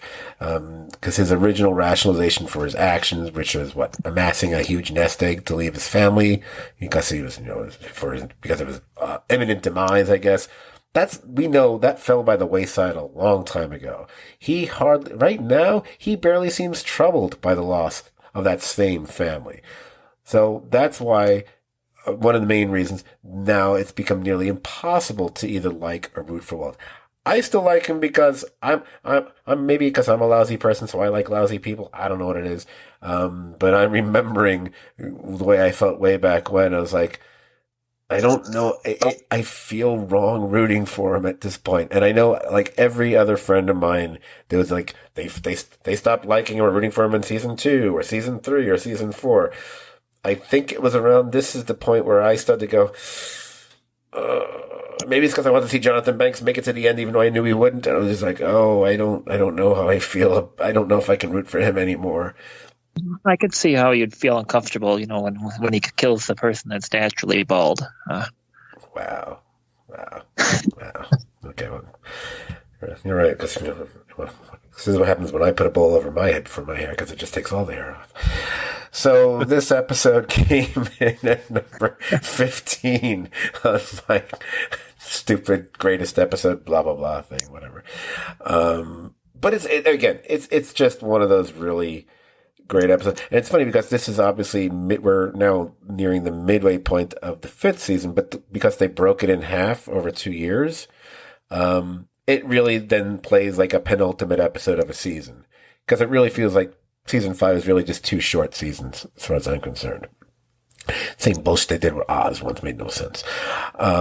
So to me, it's just like a really memorable penultimate episode of season 5, part A or something like that. Can we go to the final one now? Just 2 final thoughts. 2? No, Greg, no more final. Oh, sorry. Go on. Make fun of my hair. please make fun of my hair to balance the scales, please. No, you haven't combed it over yet, so you're okay. Plus, I already I did. really love the shot of Mike disposing everything in the well. Like, talk about the beautiful cinematography always that occurs on this show. But I loved seeing Mike throw all the stuff down the well, knowing that he's out and he's done. And I also really, I don't think I'd ever paid attention, but I watched it a couple of times. I thought it was really unique the way they shot when Mike died, that they put him and Walt not in center frame, that they put the river and the light coming down into the river center frame, and Mike and Walt are in like the right third quadrant of the screen, and Mike falls towards the light in the river. Mm-hmm. I thought that was a really interesting shot. It's very rare you don't see the characters in the middle of the frame, and I really thought that was a unique composition of that shot. Brian, did and again, this takes place well before then, so I'm just saying it reminds me of it, not because it kind of precedes it, quite frankly. Does the composition of that shot and the way they go about that, does that remind you of another show? Who often composes shots in that? Yes, for that reason? It does. In that sense? Okay, I thought so. Because I remember when I was watching, like, this is the kind of way they compose shots on Mr. Robot all the time. It's a very Mr. Robot kind of shot. And Mr. Robot, Mr. Robot had not premiered, I think, at that point yet. So, I just remember having that thought as well. It's like the off center to the side kind of thing. Sorry. I always love shit like that. Yeah. Good observation. Good for you. So we're going to go to episode number 8 from season 5, which is Gliding Over All. Directed by Michelle MacLaren. She's the all-time great director for Breaking Bad, and written by my favorite, Moira Walley-Beckett, my favorite Breaking Bad writer outside of Vince Gilligan, because she did, that Ozymandias thing. So I had mentioned a fly, or that I wish the scene in the beginning of the previous episode had a fly around somewhere, because it would have had that nice Sergio Leone weird, hey, there's a fly on Jackie Elan's face, could someone please flick that off or something, kind of feeling to it. We begin this episode with a fly buzzing around Walter White. And of course we know all about Walt and flies and previous episodes, whatever. But here he's not the paranoid, obsessed meth cook that spent over 24 hours hunting down a bug like this a few seasons ago. Now he's just watching it. He's watching it coolly, contemplatively.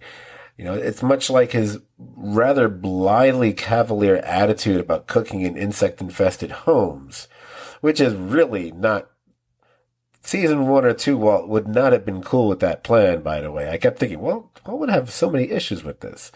But that's not what he is now. It's another indicator of how he has changed. Again, I'll use the phrase, especially because it's very bug-related, how he has metamorphosed.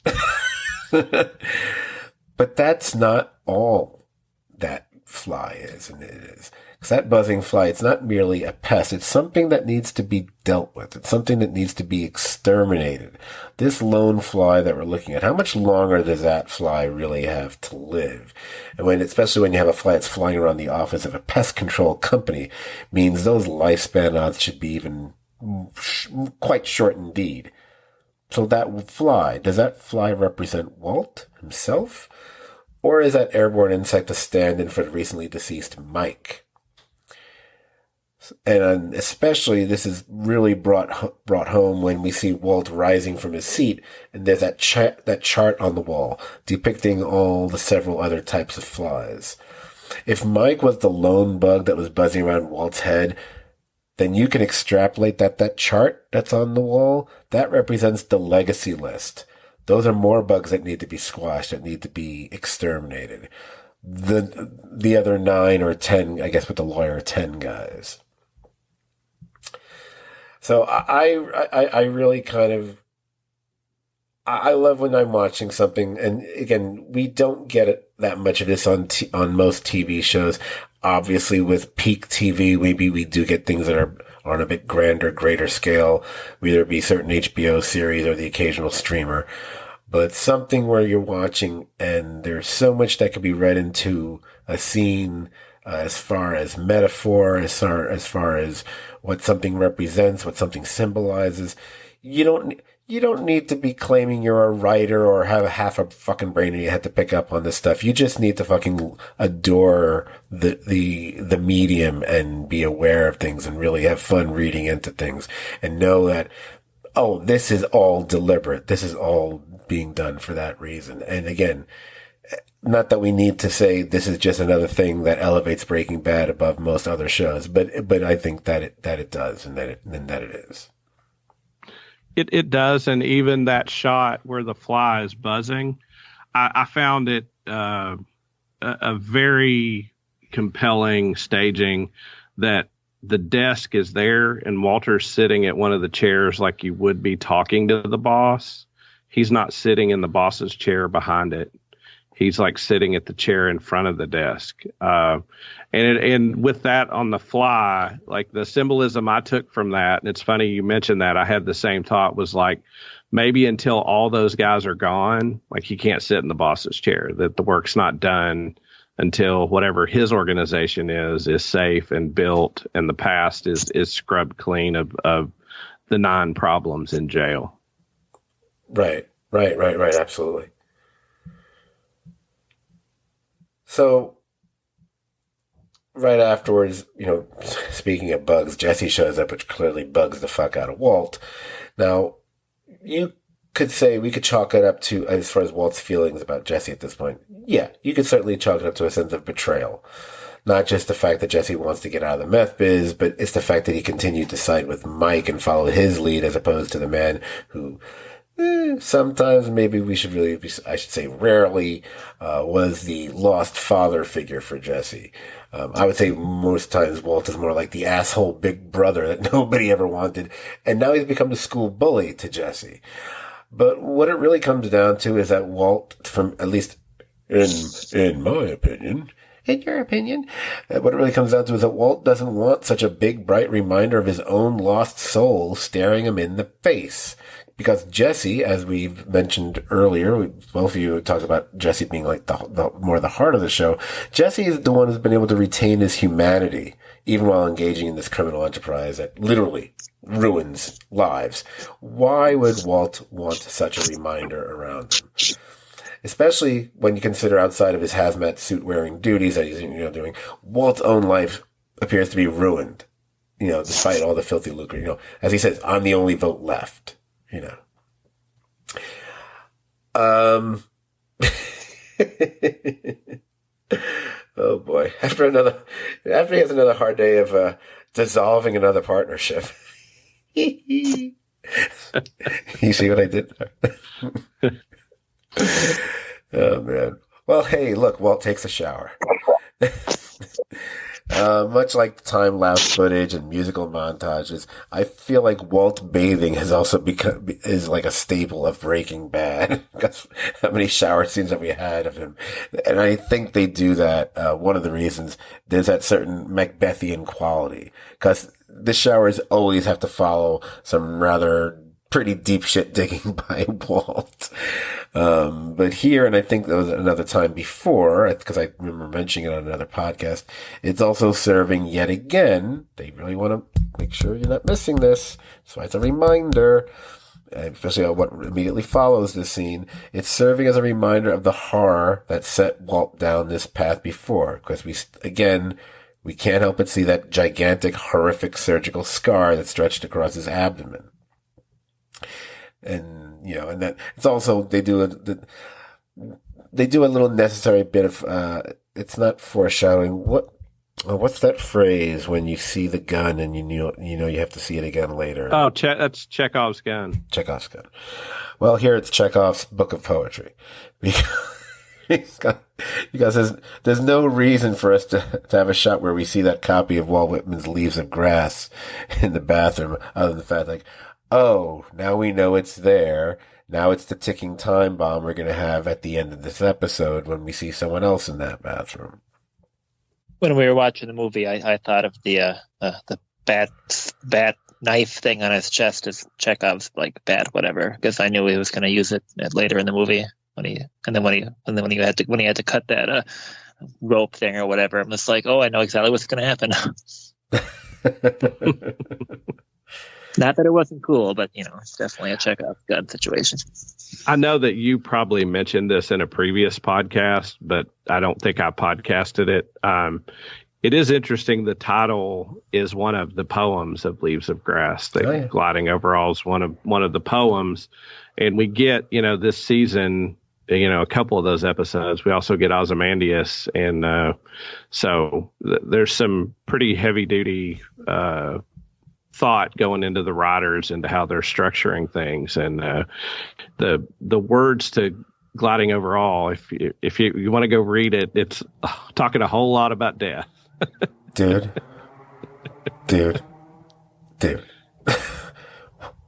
How do you think I'm planning to end the fucking podcast? Well, there you go. I actually started to scroll to it, like, I can't find it right now. I got too much shit to say. I'll just leave it to the end like I wanted to. Yes, it's absolutely. And the fact of what they do at Ozymandias the fall season, even though they only use a poem in the trailers, but go listen to that podcast we did about that episode. Yeah. It's all there. Anyway, let's get to this. Okay, so about that book, the Walt Whitman's Leaves of Grass. Now, we know that Walt came across this when he was officially moving back in to creep out his wife. Is it a twee bit of hubris that, such a major connection to his criminal activities is just sitting on the toilet tank? Yeah, maybe. I know for me personally, there's nothing that gets my bowels churning more than some pastoral poetry. Although, if you're gonna be doing that, I would think that Elizabeth Barrett Browning would be more appropriate when you're tending to bowel moving business. I'm just saying. Anyway, wow. I'm so proud of myself. Wait, what'd you say? Hey, that was funny. Anyway, so later, Walt goes to meet Lydia, not the tattooed lady, to get that list of names that he could have just gotten from Mike and let him live. And I love the fact that there's that weird juxtaposition, at least I read it that way, of Walt. And Walt is in full Heisenberg uniform gear, right down to the goddamn shades. It almost registers as comical when you see someone walking in like that in this whole mall-like atmosphere of, these New Mexico suburbanites enjoying their lattes. He definitely sticks out when he walks in. Maybe it's the hat, maybe it's the glasses, maybe it's the whole thing. It comes off a little bit goofy. He looks like a goth kid in that restaurant. But it works perfectly if he's meeting someone like Lydia, who's a bit over the top when it comes to these things herself. I mean, Christ, the fact that, she's wearing these freaking Jackie O sunglasses, it's only hammering home the sense of total pretense, the world of play acting I think Walt has become so immersed in at this point. I do like the fact that despite his impatience, that Walt is definitely taking some pleasure in Lydia, and let's face it, Lydia's justifiable fear of him. Now, I'm going to go off on a little tangent here, and, you can say, no, that's fine. Is it just me? Or do you think, does he seem like he sort of kind of finds himself a little bit attracted to her during that scene? Especially when she's laying out the whole plan to blanket the Czech Republic with his magical meth and shit. I mean, again, I know I'm probably reading a bit more into it, but I kept thinking, Walt has not been an especially sexual being for the last 5 seasons. He's had a couple moments, I'm not even including the rapey one, but it's not really been a focal point of the show. And I kept thinking, it feels like there's a little bit here. Could be wrong. I think there's an appreciation that might be an attraction to someone that he sees as really intelligent, that is sort of scheming and planning and plotting, that he doesn't typically come across in so much of the other people in the underworld that are just show up with guns, use force. That she actually is sort of what he wants to be, and that is somebody with a foot in the criminal world, but also has an outside veneer with a legitimate job. And has managed to keep those two worlds going, and she's come up with something that's really appealing to him. So I think there might be an attraction. There's certainly an appreciation based on, what he sees, I think, in her mind. Also, I would also posit that if you remember back in season 2, I'm going to say it's season 2. I think it's season 2. Season 2, the episode where when they're having a meeting at the school and Walt and Skylar are both there. And I think Walt is so charged up by the fact he's fucking getting away with all this shit and whatever. And there's a certain kind of power trip he's on. And then immediately, he and Skylar go bang city in the fucking car outside, whatever. And I think here it's almost fueled by the fear. It's the fear which therefore, again, much like the rapiness with Skylar earlier in the season, it's power. It's power, and it's creepy as fuck. It's just, it's disquieting. But anyway. Well, yeah, I'm sure the fact that for some reason he has the ricin under his hat, it's like having his dick out, Jesus. Okay.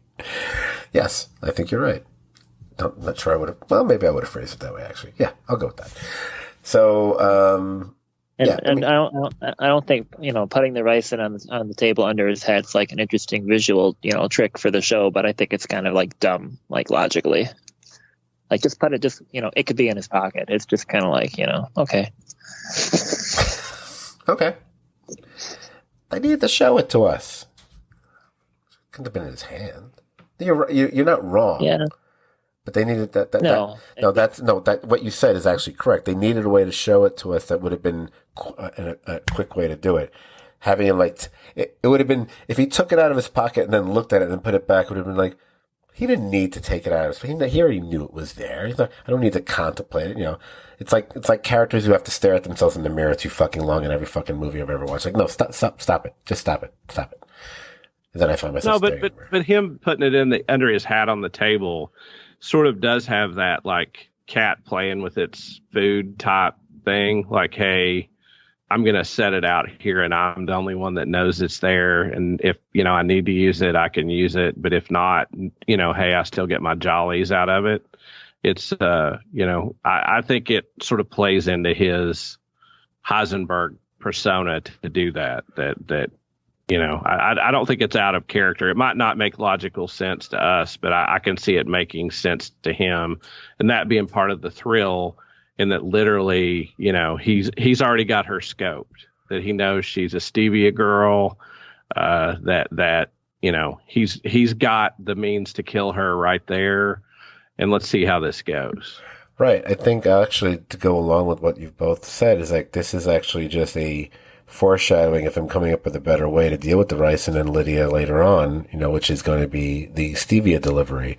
So it won't be the silliness of having the actual little vial once again on thing. He'll actually come up with a more creative, a more, diabolical way, delivery system to, dispose of her. Ooh, look at all those D's. Alliteration. And of course, I love the fact he says Lydia learned to take yes for an answer, which I believe is also similar to something Mike once said to Walt in another episode, if I'm not mistaken. So, then we have Walt. I think this is the scene when is this when he's meeting with the Nazis? Yes. So Walt, he's absorbed in this ancient and peeling motel room painting, which I loved because I remember when I first saw this episode, I remember going, wow, did they just go and rent all the extras from Sons of Anarchy to show up in the scene? And look, someone else from fucking Friday Night Lights. They apparently all went from Texas to New Mexico, and now they're all on this show, whatever. So basically, they're discussing the difficulties of killing 10 men in 3 separate prisons over the course of 2 minutes. So much like Declan, like Mike, like Fring, like so many others, Todd's uncle also underestimates Walt. He's literally talking down to him here. But he doesn't seem to realize that this isn't Walt, this is Heisenberg. You don't fuck with him. So, we've said it before. It's been said so often about the show. It's practically a cliche that Gilligan has always said that the series is tracing Walt's journey from Mr. Chips to Scarface. But I happen to think, and I think most would agree, that when you go from the way the final scene from the previous episode was shot to this montage soaked in blood of every inmate being slaughtered while Walt is standing pensively alone in his house, it's not Scarface. He's full Michael Corleone here. This is Godfather shit right now, where you settle all debts all in the course of just a couple of minutes. So I remember that. I just think that's just and the fact that you have all this happen, and it's bloody and it's brutal. And what do we go right to after that? He follows up his bloodlust by visiting his little girl. I just love just going from that extreme to no, I'm going to hang out with my little daughter. So I'm a big fan of that montage. It's to me, it's like it's Breaking Bad that meets Oz for a brief moment on the show, and I'm a big fan of that show. So it's the repeated multiple stabbings of people, which is like, Jesus Christ, stop. Oh, and don't forget, like the one dude who I think is the worst, who gets burned alive, where he's trapped in that cell. And but yeah, I mean, this show, I mean, man, I don't know a show that kills it with montages, and pun intended. This show has so many great montages, and this montage with this sort of really, pleasant, vocal jazz number going over top of these murders. It's quite strange that it's, it's grisly, but somehow beautiful, right, in the way that it's constructed. And the fact that Walt is looking at, the watch, which is another one of the, it's one of the Heisenberg pieces, and he's watching it down to the second that it has to happen on the schedule he's intended. And so I mean, love the montage, love that the randomness of it, that then goes directly to the other side of him with his family. And in a way, you could see that as if that's what he thought he was doing it for, or lying to himself that that's what he's doing it for, that you would go to your family thinking, well, now we're safe. Yep, go on. And I, even though they're not the good guys, I appreciate how competently they handle this, Jack and his crew handle this mission. I mean, I appreciate things being executed, flawlessly, and it certainly was. So they're professionals, and I appreciate that. They were certainly living up to their Nazi beliefs by being as efficient as they were here. I do think that as nice as that little, what was it? You referred to it like a jazzy number that they were using to score the whole thing, which was nice. It was perfectly fine. But I preferred, I turned the sound off and went back and rewound it, and I got my iPhone out and I put on the old yakety sax. the old Benny Hill theme. It works beautifully. Also works good with scenes from Schindler's List. Anyway, so kind of going along with what you were just saying, I mean, it's reassuring that at least for a moment that Walt hasn't forgotten about his children, but is it also kind of creepy to see, or scary to see, that a man who just orchestrated an entire mass murder is now playing with a little girl? I guess it depends on the viewer and your perspective. I will not, I haven't said this for a while because I haven't noticed it, but I think I said it how many seasons ago? During season 3, maybe? I always like to point out that the baby is wearing a pink teddy bear outfit. Which is a reminder of that tattered teddy bear that was floating in the pool during the flash of season 2. And that is why back in the day I thought it was like a subtle bellwether that, ooh, is Walt's child gonna be in danger? Well, yeah, technically she was. But, is she gonna die? Well, no, she didn't. But wow, Wow, if I say I was hoping she was, that makes me really bad about kids in this podcast. I'm saying a lot of nasty. Anyway, all right. But Walt plus kids usually equals dead kids. Let's just be honest. So I guess this is the scene where Hank shows up, and he's kind of feeling about as shitty as he did back during his PTSD days. He does have they give Dean Norris like a really nice moment here. When he's sitting there, he's ruminating about his younger days while he's sharing a glass of whiskey. I'm sure Norris was thrilled that he had a meaty moment that didn't involve him just recounting information that the audience already knows. That we just got some interesting insight into him as a person and his past that we've never gotten before. I really like that scene between them. I think it's a really and more for the Hank side of it, because Hank's side is the more sincere, genuine part of it. Although, even after Hank goes through the whole thing about his life, about what he did about tagging trees and whatever, blah, blah, blah, and making reference to monsters. Actually, he refers to monsters, which is amazing here. I love Walt just basically says it's borderline non sequitur. It's not a non sequitur because it doesn't connect to what he was talking about. But the lack of empathy or something about it makes it just fun, makes it almost more comical than I think Hank takes it to be. When Walt just says, I used to love camping. There's something very strange about that being the reaction he has there. But I love it. So, Brian, you had mentioned like all the musical montages, because the next montage we get is I would say it's one of those pull out the stop montages for this show, because it's loaded with everything, with smash cuts, with dissolves. It's not just meth this time. It's all aspects of the business, covering weeks of manufacturing, of distributing, laundering, everything. There's so much going on in it. It's really great. And maybe the best tent montage of all time, where we see the green tents over top of the houses moving as the tents are going over houses. Yep.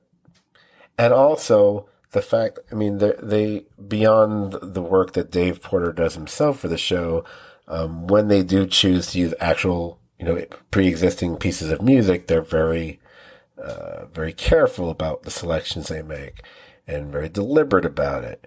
And it took them 54 episodes to finally use Crystal Blue Persuasion. And you gotta think they were like, we know we're gonna have to use a song eventually. We kinda gotta. How do you not? And they finally found the time to use it in such a grandiose and perfect way, I think. Oh, totally. The editing. Yep. Dan? Just the editing of this montage is just about as good as editing can get. So I'm a big fan of this. Yeah, obviously that's key to any of their montages, but this one specifically, it's a wonderwork. And they must. You could just tell they must have storyboarded the hell out of whatever, and just all the shots that they have and the way they just do it is just.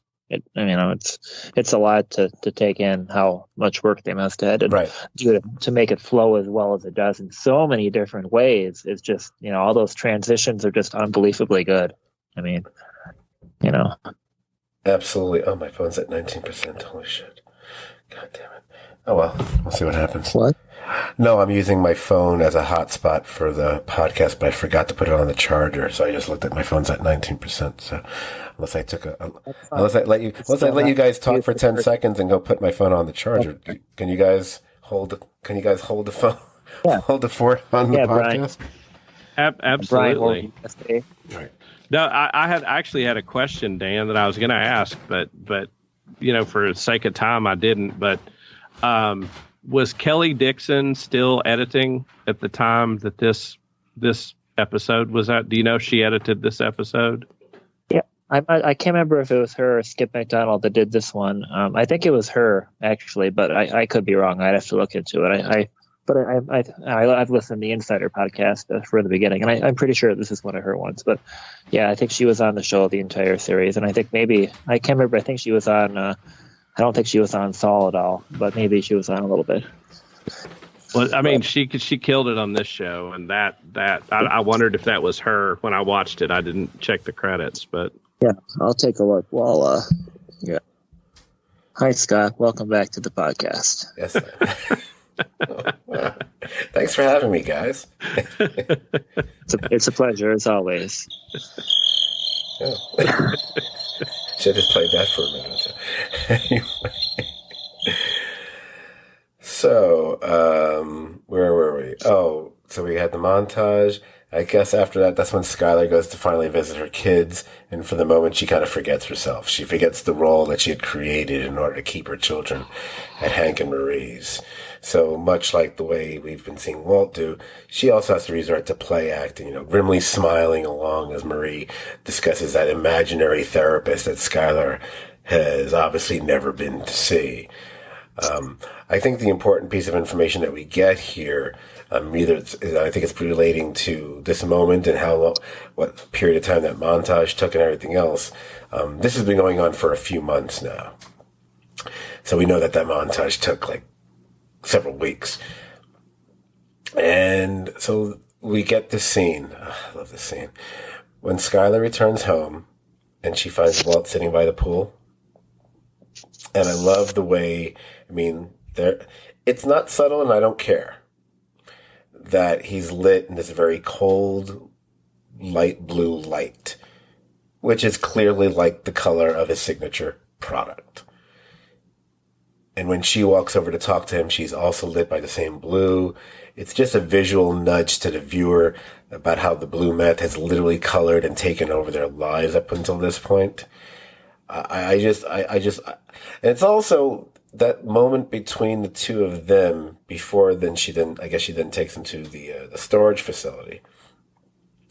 And I remember thinking, I want to say, like, wow, look at that. They went through all the trouble of making sure all the gates and everything at the storage were also painted blue, whatever. It's like, then I realized, no, the storage facility I used to use, which was at the same time as this, I think it was Extra Space Storage, they are blue. That's actually, they didn't need to change the paint job. That's the color of them anyway. But that moment between them, it's almost like, how do I phrase this? And maybe you guys can pick it up for me if I'm flailing here. I don't want to say it's not intimacy, but there's something about it. It's like the closest they've been to each other the entire season. It's nostalgia. What this is reminiscent of, in my opinion, the early seasons of this show, the happiest times that the whole family, including Hank and Marie, had was out there on that deck by that pool.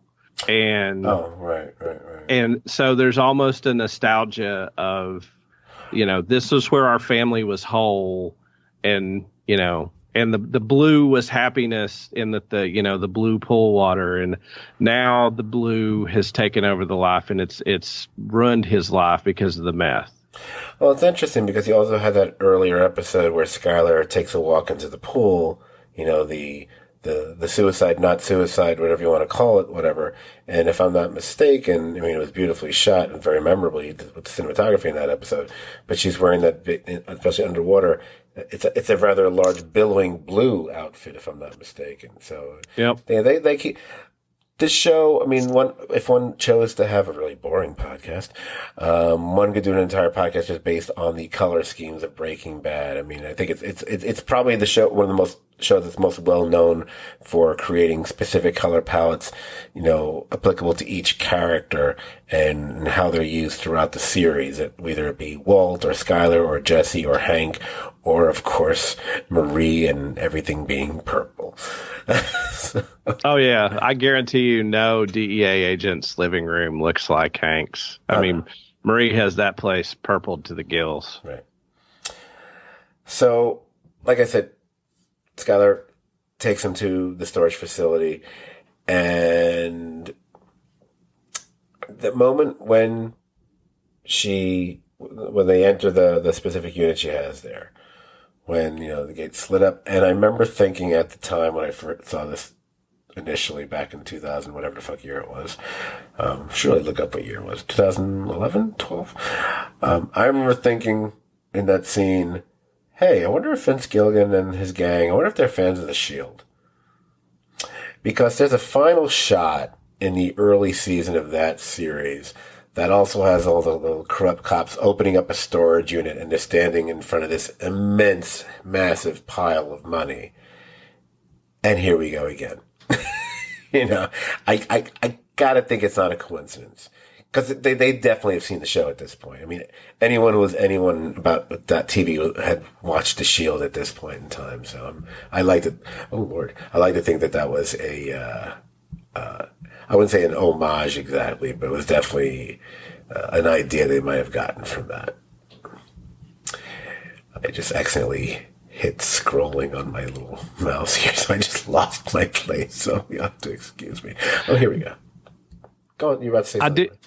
Yeah, I was going to say, I felt like this is the only time in this whole season that Skylar is talking to Walt like she used to talk to Walt.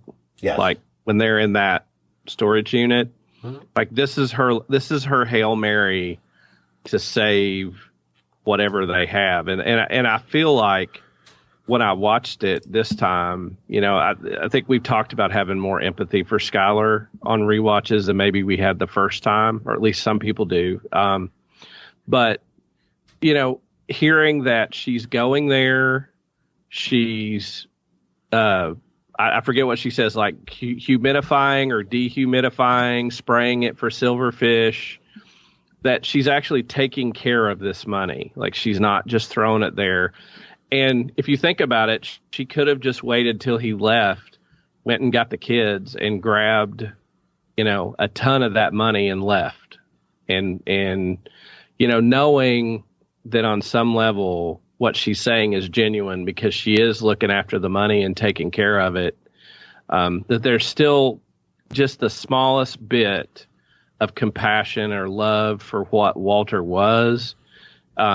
She makes this Hail Mary, and I found it on this rewatch that I found that scene. I was more empathetic towards her and felt like even more tragic that Walt can't even hear that looking at that huge pile of money. Apart from Jesse saying, let's get $5 million, you see like he's got a ton right there that all the money he would ever need, he has, and it's just not enough. I think one of the interesting touches that they do here that works really nicely is the fact that they have no, and to quote what they say in the scene, they have no earthly idea how much money is there. That is far better than just coming up with any arbitrary dollar amount. It's simply more money than anyone could imagine. It's just, you can't.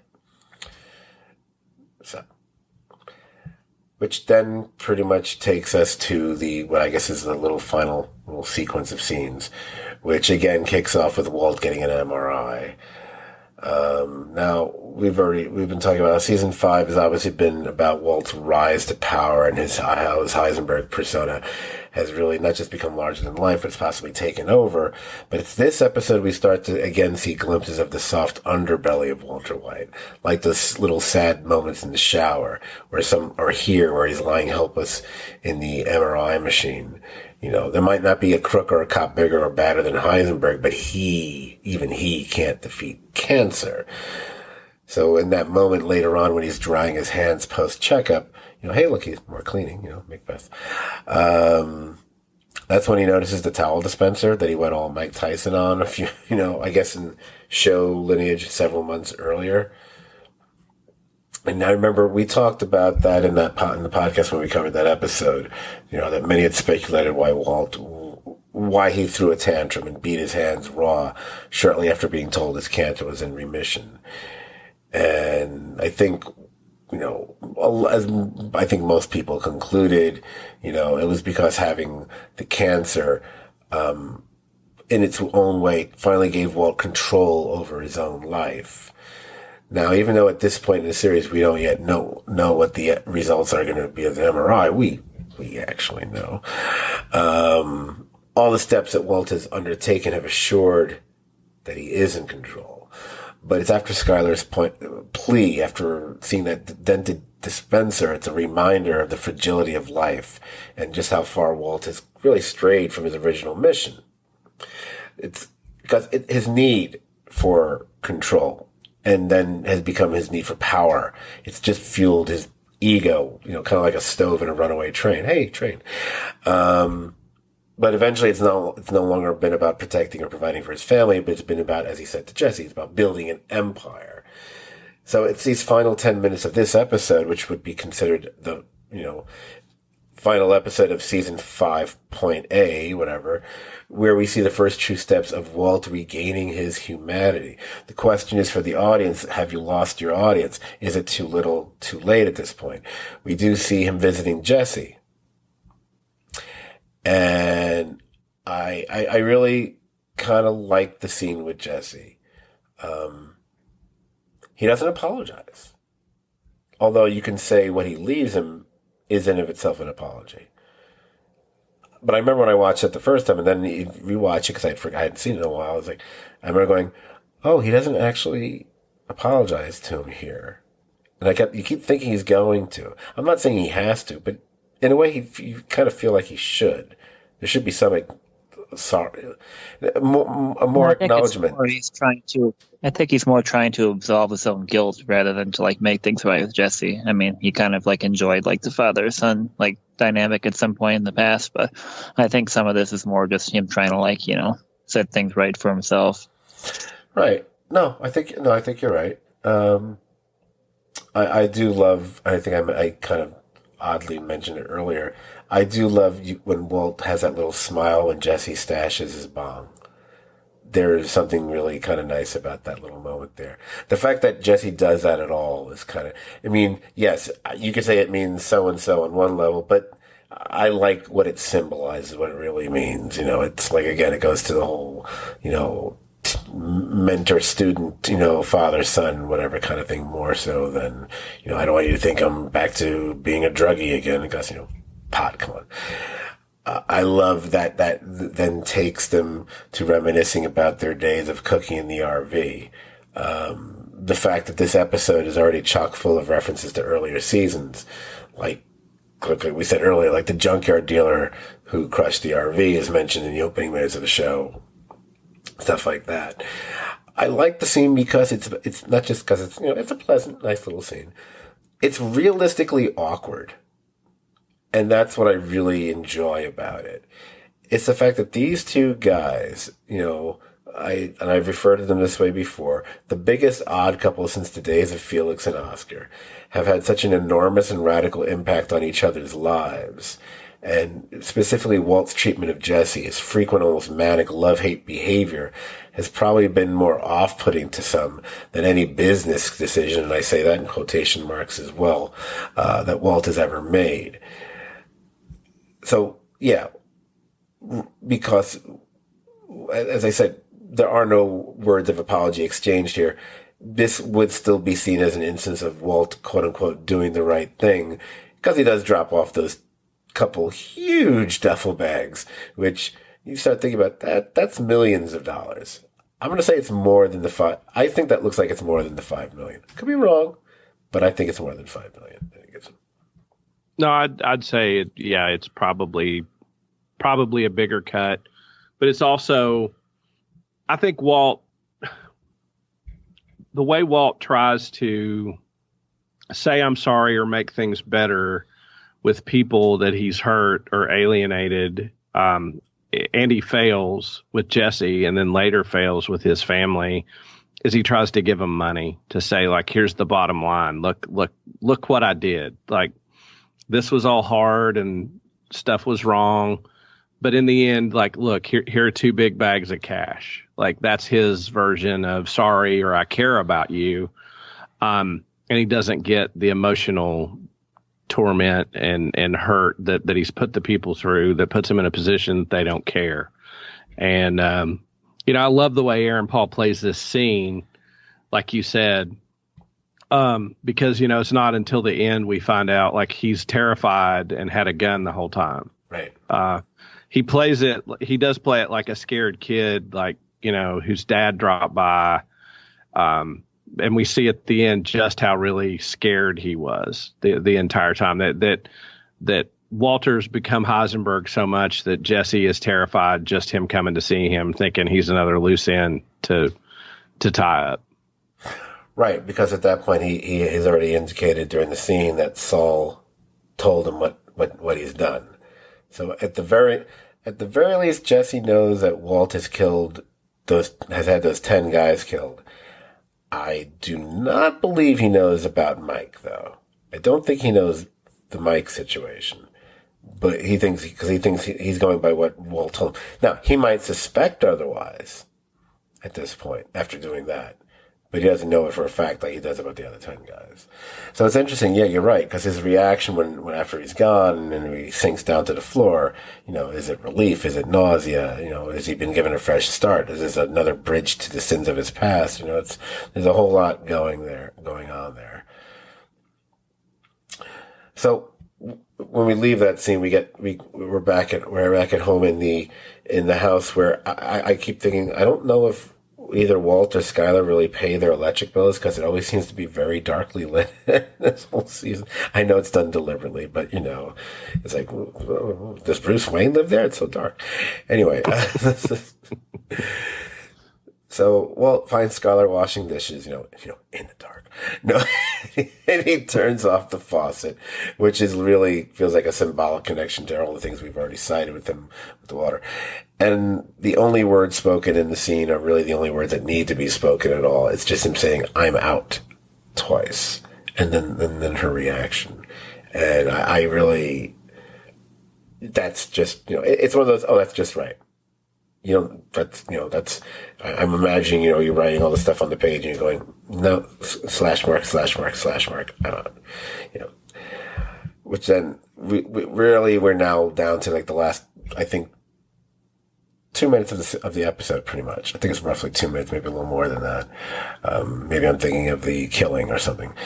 What I find about the final 2 minutes of the episode, I feel that they're as quietly intense, but tricky as any ticking time bomb or any Mexican standoff or anything like that. And on the surface, it's just a little more than, it's like the nostalgic thing you were referring to before, Ryan, that it seems like, oh, it's just a little family get together. And because they're all hanging out in the backyard. The kids are back. Skylar's lopsided smile is back. All seems right with the world. I love the choice that they make to have everybody's dialogue overlapping each other. That you can't really, it's really difficult to follow any one conversation. That, it seems like the conversation we can hear the most of is Marie and Skylar talking about doing shit to their hair. And I can't hear anything what's going on between Hank and Walt or whatever. It creates this weird kind of innocuous cacophony of words. But all along, and maybe it's from the fact we know it's the end of the episode, and just that knowledge alone creates kind of eerie tension that's in the air. That like at any moment something could happen. A shot could ring out, a bomb could explode, a horde of machete-wielding killers could come out of nowhere. And then I was thinking about it, like, hey, you know what this is right now? A spoiler for Dan, I guess, and a few, maybe 2 other people in the universe, although he knows. It's the final scene of Sopranos. That's what they're doing here. Except for one little difference. Oh. You were going to say something then? No, I just was remarking and you spoiling The Sopranos for me. I don't have to watch it, I guess. Right, because, it's like spoiling Rosebud for someone. Like, really? Come on. What? It's like, Darth Vader is Luke's father. Anyway. So, it's where obviously it diverges from, say, The Sopranos is when Hank excuses himself. I find it interesting. He asked if anybody needs anything, but he's not going. He's going to the bathroom. Oh, by the way, that's how you know Hank must be family, because friends rarely feel comfortable popping a squat at somebody else's house. But family, yeah, they'll shit at your house all the fucking time. So after Hank drops trowel and plants himself, that's when he sifts through that basket of stuff to read that we were talking about earlier, and he pulls out that Walt Whitman book. And that's when he flips it open to see that inscription from GB to his other favorite WW. And I love that we get that little flash of Hank discussing Gail Bedeker's lab notebook with Walt. And like that what might be the longest awaited connection throughout the entire series has been made. Cut to black. Vince Gilligan's name on the screen. Oh my God, we're going to have to wait a year? What's wrong with you? No, we're going to just, no, it's the very next episode. You're on Netflix now. But, it's just one of those all-time great endings. And I'm just imagining, it's one of those reading the script and again, at this point, you're reading the action section, the description, and I'm just imagining them all, at the table reading, when they realize, wait, he's sitting down on the toilet, and that's where this is going to happen. And it's like the joke, well, all my best ideas happen in the bathroom, and sometimes the best revelations do too, I guess. Yeah, it's interesting to ponder, like, what happened, what happens, does he end up suddenly constipated? Does he, just blow up? Does he forget to wipe? I mean, there's a lot of things that could go wrong here. And you're going to have to wait a while to know how it worked out for Hank on the toilet. Does he use squatty potty? We don't know. But flush? Maybe he didn't flush. Did he flush? Will he require stool software from this point on in his life because everything is just be pent up, with a little Colace to help that? Sometimes you don't need to be old to need that. Sometimes it just helps, man. Now it is a great cliffhanger that it left us on, because I believe, didn't they split this season? Yeah. Right here. Yep. And you this is the final episode. Then you had to wait until next year. Yeah, and it was a crazy cliffhanger, wondering what would happen. Is Hank going to pull his gun out and, or go get a gun? Something happened. It was a great place to leave. And it is curious that, a book of poetry by Walt Whitman would be what Hank would pick. Well, it turned out he thought it was a book of poetry. See, I make puns all the time. And you give me crap. Tonight, you're on a roll. Crap, really? I'm gonna talk about crap at a time like this. Gonna keep up with that shit now. But it is a great scene.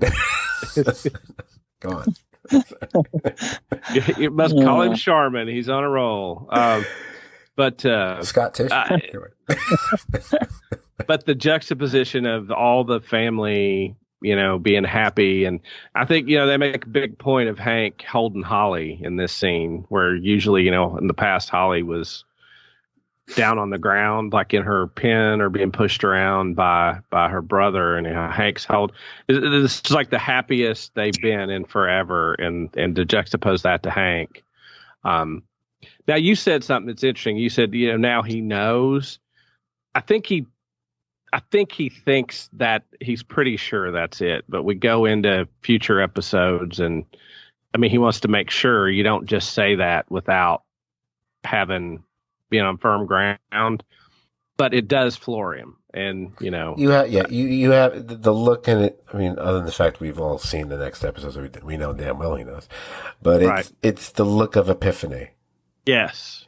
Like this really could have been here the whole time. And it's also the dumbfounded. It's the look. And again, obviously, when you're dealing with reactions, and it's what we choose to read into what we want to see in an actor's performance.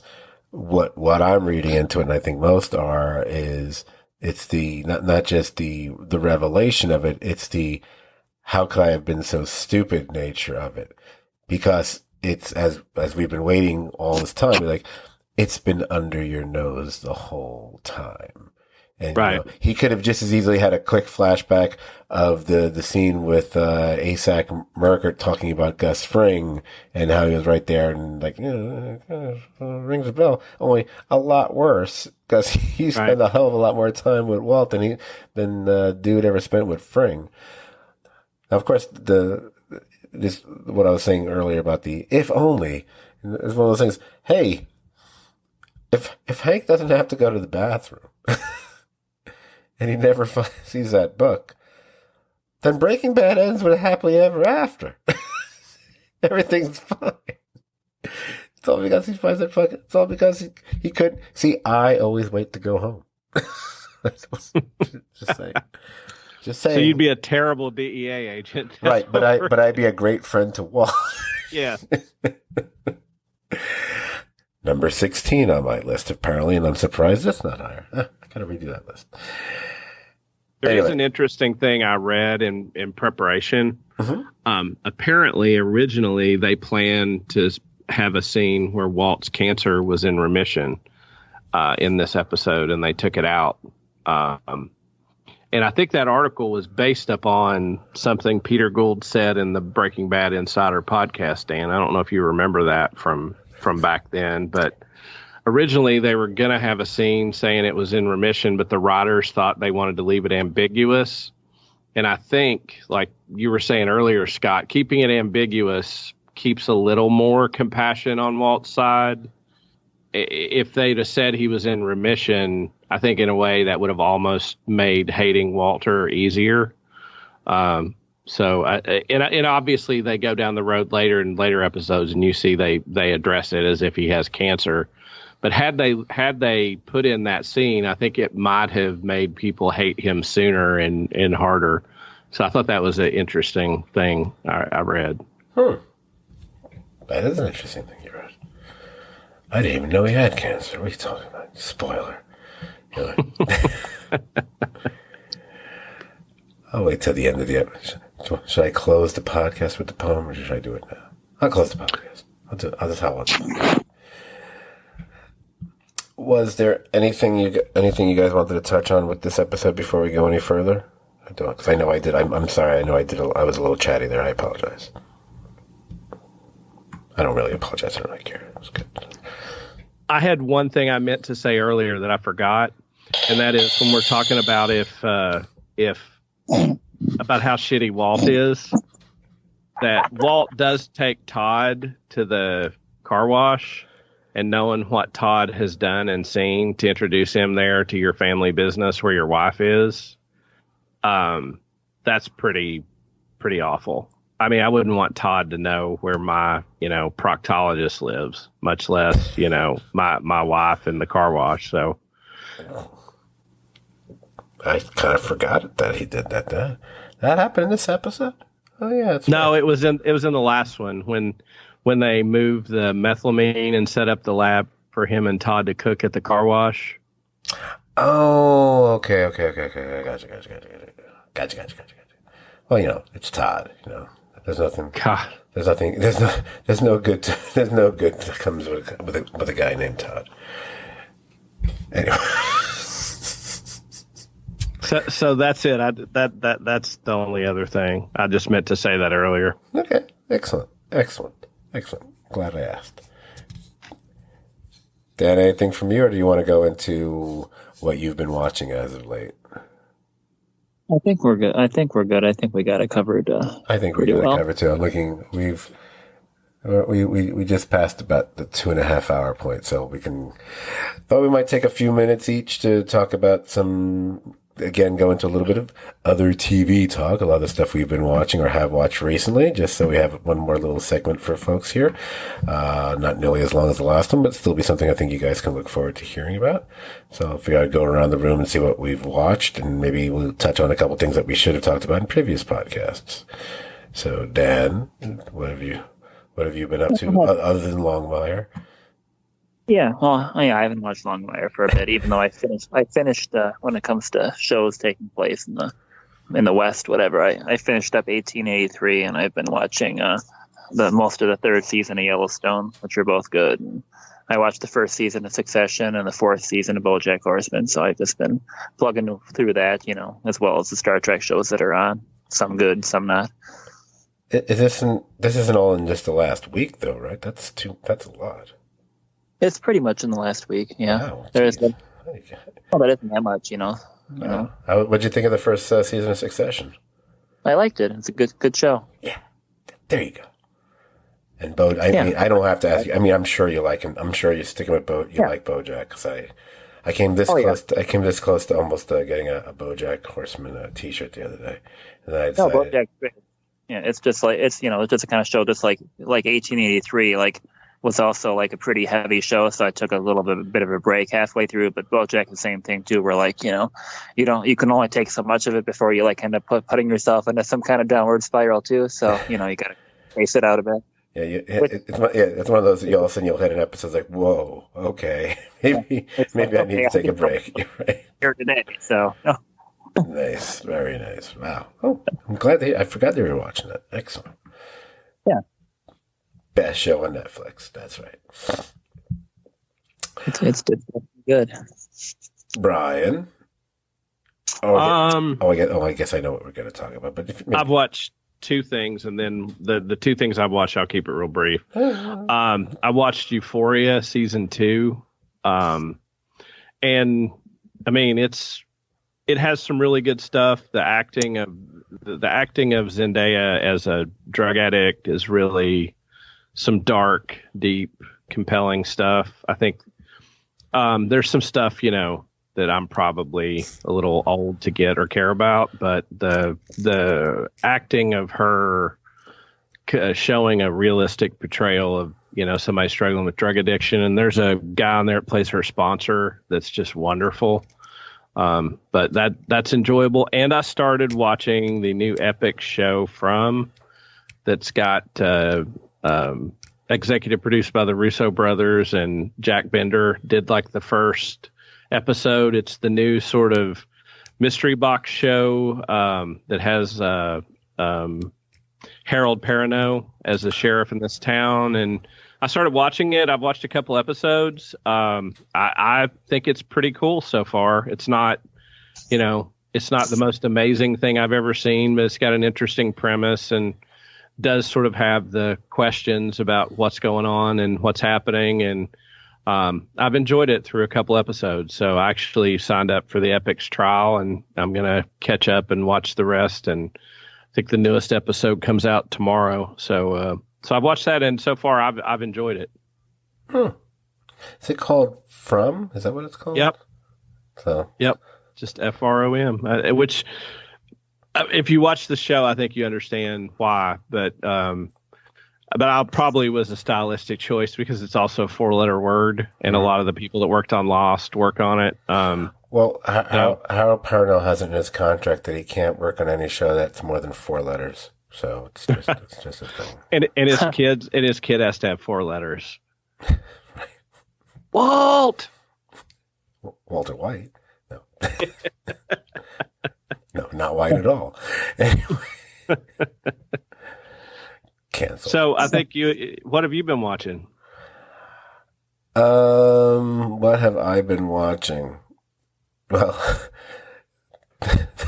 Well, technically, in the last 24 hours, thanks to being bugged by Jamie and Got a number of times, and both sending me links separately in different occasions over the last couple of weeks, I've started watching the Australian version of Survivor, and it's fucking amazing. But as far as actual fictional shows, I still need to. I haven't even gotten a chance to start watching the new. I guess it's a spin-off. I don't know what else to call it. I guess technically it's a spin-off from Big Mouth that premiered on Netflix on Friday the 18th called, I think it's Human Resources. Hey man, it's got the Hormone Monsters and, and Depression Cat and other characters. And even though I don't know if that's Gene Smart again. So I'm definitely going to be checking that out.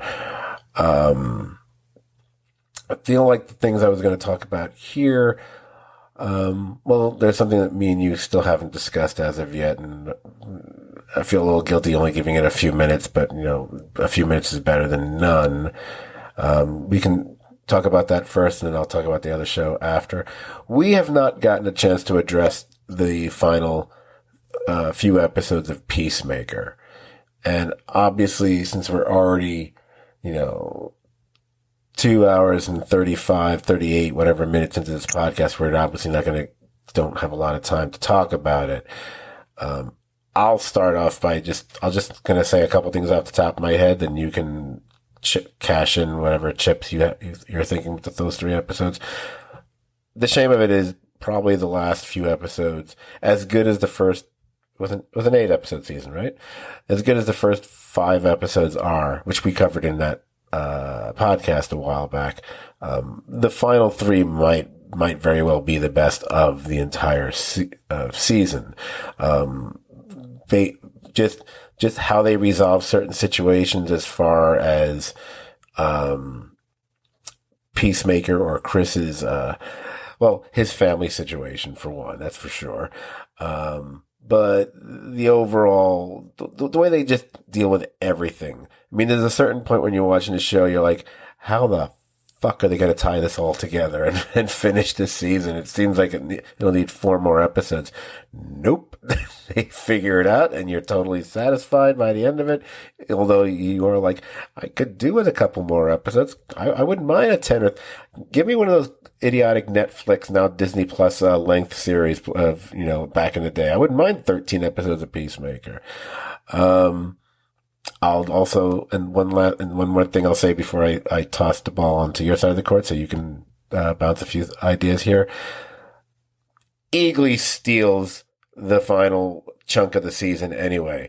From everything from him going nutso and just basically being the most lethal member of the team to the scene that made me curse James Gunn for making me cry like a fucking baby in the veterinary office, and we get another hug.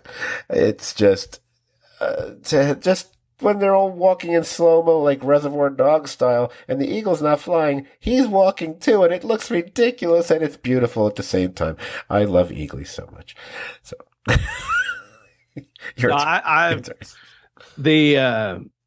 the juxtaposition of the absurd with the human in that show is sometimes hard to pull off, and I feel like Gunn really pulled it off with that show.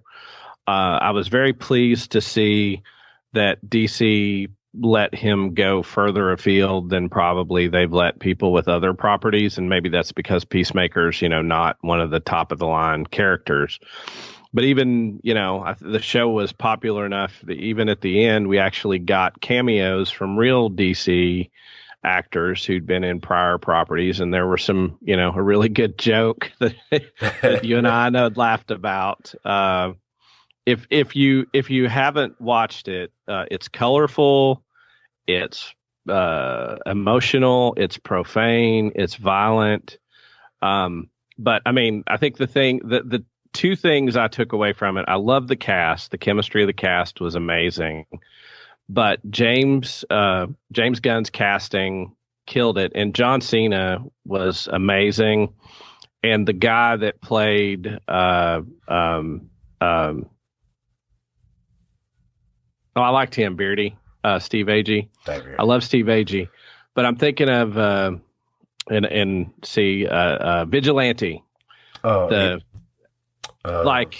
I'd read they'd had the first guy they cast just somehow didn't work, but just the quirky oddness of that character, but also with some heart and some humor, was just really, really a great foil for Peacemaker. And the story was good. The final battle was good. The amount of violence to comedy ratio, I just thought, it's the best comic book TV show that I've watched in quite some time, maybe ever. I think we've talked about sometimes you need to let stuff sit for a while before you rank it. But I know you and I both were very pleased with it, and had I not gotten sick and come down with COVID and that sort of overlap with you having some work stuff, we definitely would have given it a long podcast. But yeah, please. I mean, Scott and I generally are on the same page, but I think we both agree that, if this was Siskel and Ebert, like, we would definitely tell you to spend your money and go see it, like 2 thumbs up all the way. And, if you don't like cussing, you don't like violence, don't go see it, but, or don't watch it. But it's great. You even get, it was so well done that, his love for sort of 80s music, you get the explanation for that you finally get the backstory. Robert Patrick is a really good, bad guy, as maybe the worst dad ever. But it's really great. And strangely enough, I actually read Hanoi Rocks actually is one of James Gunn's 3 favorite bands of all time. Yeah, I read that too. So I mean, like, you could tell he really had a lot of love and care for the characters. The cast, it was just phenomenal. Like I loved it, and definitely watch it. And kudos to DC. They're hit or miss, and I thought like this one knocked it out of the park. Yeah, I mean, the fact that the reasons to watch it, there's a myriad of them. I mean, it's everything you said. It's a surprisingly well cast show. It mixes, goofy, absurd comedy, violence, kind of reminiscent a little, maybe at times a little bit of like Ash versus Evil Dead or something along those lines, and yet funnier. There's a bit more cleverness and wittiness to this show than one expects.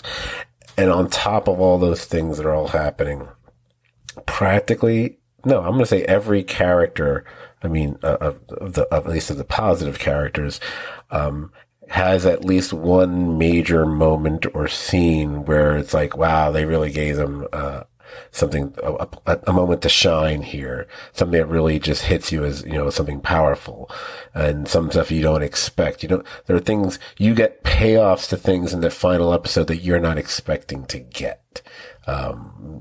Beyond the overall major storylines, there's a running, I won't spoil it although I think everyone who's listening's probably already watched the show at this point, but you never know. But there's a running gag, a situation that happens throughout the series, and then we get a surprising payoff to it, which really kind of tugs at the heartstrings out of nowhere during the final 20 minutes, half hour of the final episode. It really, kudos to the Gunn and the actors involved in that moment, who you already mentioned earlier. And just overall, it's just, look, obviously I fully expect Better Call Saul to be my favorite series of the year. I do not expect them to drop the ball there. I expect them to stick the landing. I expect to love it the way I've always loved it. I cannot imagine it's not going to be our number one choice for the year. It would be weird. But this show, and I know it's early, right now, I don't see how the show doesn't land in my top 3. It might not. There are other things that can happen. Or a surprising series that maybe I'll like more. But right now, and I never would have, I thought I would like it, but I thought, it'll be a fun show. It's Gunn, I think the Suicide Squad movie that Gunn did was a lot of fun. I really enjoyed it. Hey, fuck, Star, oh my God, whatever. But I didn't expect this. And yeah, you're right. What you were saying about maybe needing time to look back, you need space before you start deciding what's the best live action comic book related or inspired TV shows, because we usually say that first season of Legion is amazing, the first season of Doom Patrol is amazing. That's usually a couple of those are in there. It's this one might has a claim on that title as well right now. It's right there. And the fact that it has that, it left me wanting more, kind of helps it in that regard. It's definitely the shortest of those 3. So, and one thing just connect to the show, the fact that and I guess you've read this as well, it's kind of exciting and silly at the same time, that James Gunn himself is going to appear as himself and as a voice on the upcoming season of the Harley Quinn animated series, which I'm so looking for. And I was joking, if you recall, I was joking about, man, I hope there's a way they can get Peacemaker to show up on the Harley Quinn cartoon. It's like, no, they went one better. James Gunn himself is going to be on it, apparently directing a biopic about Thomas Wayne in the cartoon. Which is just ludicrous. It's perfect. And I was like, well, the only two people I didn't mention that we both, I mean, Danielle Brooks, I wasn't sure how she would work in this, but she was great. And Jennifer Holland was, wonderful. So, I mean, there's not a weak link on the show. And, and Eagly is the best sidekick, maybe ever. There's a friend of mine put something on Facebook like, about the best thing about Peacemaker is blank, like just as a joke. And I put Eagly and he put yes. Like, exactly. I mean, Eagly is just, Eagly's amazing. Yeah. It's basically the only answer to that question would be Eagly, and the opening credit sequence. Which then takes us back to Eagly. So that's basically it. The only other thing I would have wanted to mention TV-wise, which I probably would have spent more time talking about if Jamie had been able to join us on this, but she hadn't rewatched these episodes as of yet, so she felt like she should kind of not show up, which makes sense. But both she and I have watched the latest season of The Marvelous Mrs. Maisel. So I'll just say really quickly, I was kind of down on season 3, and maybe I'm in the minority there. Don't care. Everyone else doesn't know what the hell they're talking about. Season 3 was kind of a come down from the first 2 seasons. Reminiscent of Walter White, I found the main character somewhat less likable and more annoying in that season, being seemingly blithely unaware of how she's just not really a great person when it comes to thinking about other people, and not being aware of how whatever. There's a lot of things I don't like about season 3. I really like season 4 though.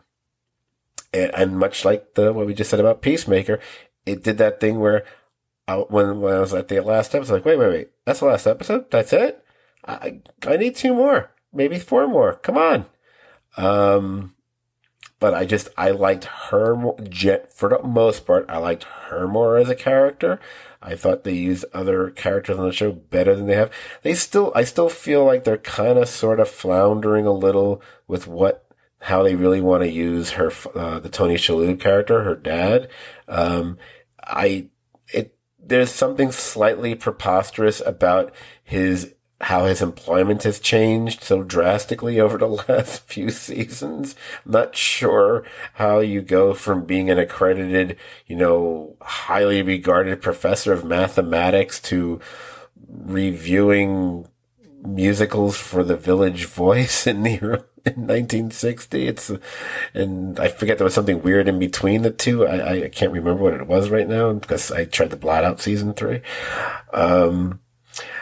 Now, but getting to something that Jamie wanted me to touch on, one of the best things about this latest season 4, was the recurring appearance of Luke Kirby as Lenny Bruce.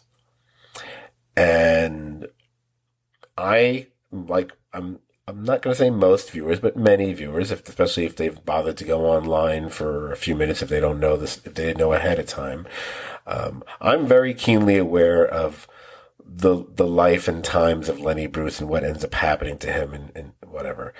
And I know that's an issue for this show because they, much to their credit and much to their not so much, it almost works against the show, there's a lot of really nice chemistry between those 2 actors, between Luke Kirby and Rachel. I'm not even going to try to pronounce her last name. I'm going to screw it up. Was it Brosnan? Brosnan? Brosnahan. Brosnahan. Thank you. Wow, really, I wasn't even close. I remember her in the first season. I think it was House of Cards, if I'm not mistaken. But the problem is I kind of, those of us who know about Lenny Bruce, we kind of know what's going to eventually happen to him. And it's not like it happens decades later. It happens just a couple years later. And part of me wonders if the time has slowed on this show a little bit, because I'm a little confused that they seem to still be in 1960. And I was like, but wait a minute. Wasn't she on a telethon thing for raising money for Kennedy in season 1, which was when he was running for president? So was it just 59 to 60? Is that all the time the show has taken place? I guess it is, because everyone keeps referring to it as 1960. It's 1960. It's like, all right, I thought they'd be at 61 by now, but whatever. And I wonder if they're slowing that down because of the Lenny Bruce situation. So we have this episode, and he appears a few times. And where's Jamie gave me a quote she wanted me to mention from the show. And she texted it to me. It's in my phone. And the phone's on the other side of the room being charged. So I'm not going to be able to quote it. Doesn't matter. I know what she's talking about. It's not that important. Yeah, make something up. Yeah. We believe you. I believe there's a moment where there's a conversation between Lenny Bruce and Midge, and she's referring to I think she's referring to the corset or something that she has to wear or something, and he makes a comment about wanting to show off his or something. I can't remember what it was. It doesn't matter. It doesn't matter. Sorry, Jamie. I tried. I screwed it up. Who cares? The final episode, which really brings it back to him, and there's this extended, rather lengthy scene between them. And it's the scene that makes up for so much from previous seasons for me. I love the scene.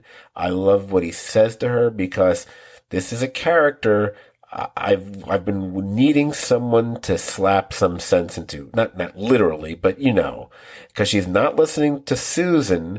Not that Susan is the be all and end all of knowing whatever. This is someone who is a stand-up comedian himself, a comic who knows the business and knows the things and what you have to go through and what you have to do, and knows that she's not going about things the right way. And if she in her way of thinking, like, that's not how it works. You're not gonna get where you need to get if you do that, and you're not gonna get literally to Carnegie Hall the way he did, and as the stage you're standing on when they're having this conversation, if she doesn't do things in a certain way. I don't want to say too much more about it in case anyone hasn't seen it. And it's not much of a spoiler anyway. Who cares? But it's a great scene, great stuff between these two, and they get, and hey, you know what? They got away with doing something between them I didn't think they were going to do. They decided to do that. Okay. And they did strongly hint at what's in store for Lenny Bruce in his future by that thing that she finds in the bathroom. So I'm wondering if we're going to get like the saddest episode of all time if we actually get there. I don't know if we're going to get there, because like I said, it's 4 seasons and they've barely moved a year.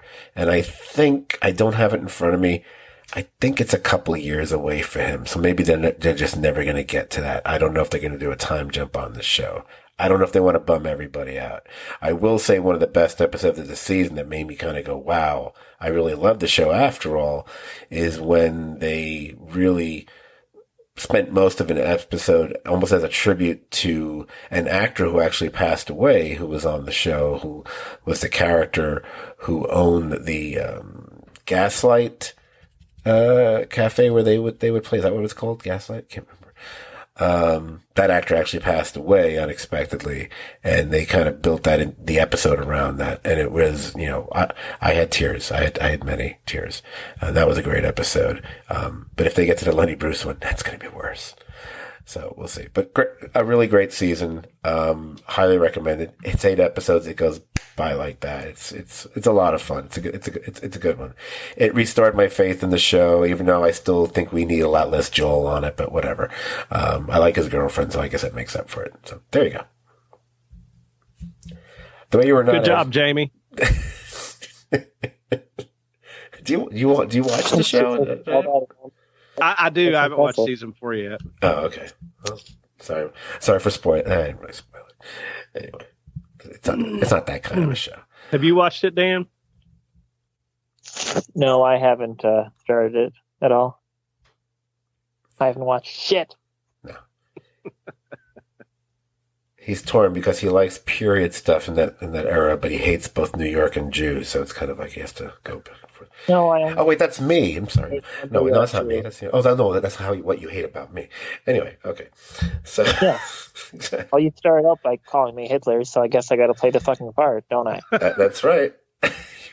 You play the role you're given. All right. So, with all that said, because good Lord, we have. We're just hitting the 3-hour mark. Okay. It's like we were talking about Batman or something. If you enjoyed this podcast, you'll enjoy hanging out on our podcast page as well. It's the Serious TV Drama podcast page. Like the page, you can join the conversation about TV shows, like everything we just mentioned, and more. You can find this podcast. You can find it everywhere. Spotify, Amazon Music, or whatever the hell it's called. Apple Podcast. Better yet, you can just go to stvdpodcast.podbean.com and find all 336 of our podcasts can be found there. You can follow us on the Instagram. Our handle there is Serious TV Drama. I think we got like 75 followers. Really? Jesus. And, I whine about the stupidest things. And you can, of course, follow us on Twitter as well. Our handle there is at STVD Podcast. That's STVD as in Serious TV Drama. Okay, so we will be back to cover the next 4 episodes of the final season of Breaking Bad.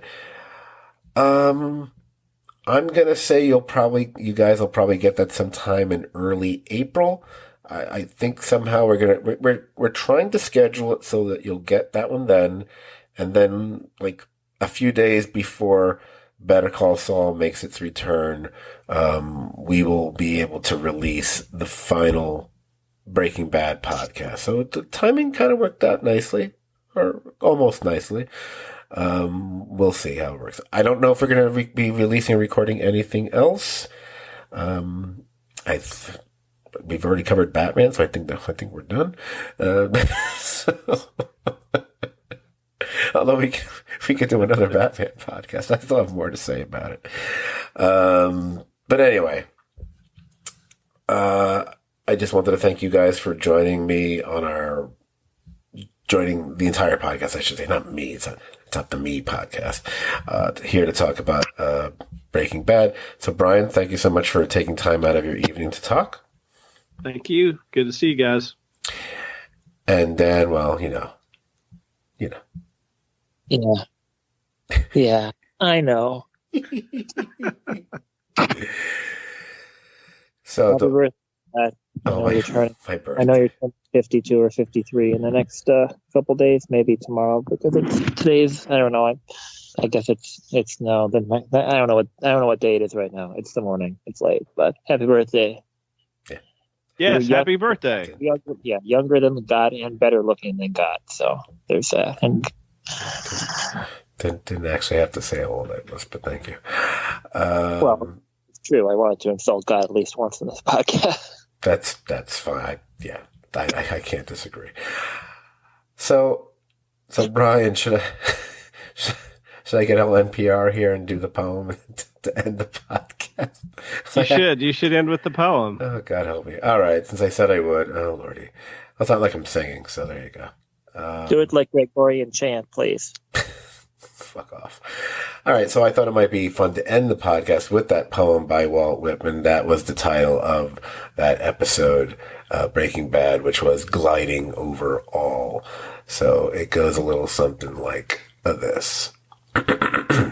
Me. No, that's not in the poem. It goes like this. Gliding o'er all, through nature, time, and space, as a ship on the waters advancing. The voyage of the soul, not life alone. Deaths, many deaths, I'll sing. That's the whole fucking poem? Piece of shit. Fucking hack. Now he finally hates Walter White. Now I hate him. Fuck this shit. You have a book of poems like that? You suck. Limericks I would have been cool with. This? Oh, yeah. Yeah, there we go. Just for you, I'm going to write a Breaking Bad limerick, Scott. Just for you. Wow, real chump. Wait, you're going to have to come up with words that rhyme with bad. That's... It's gonna be I've already got meth and death, so... It's a tough one.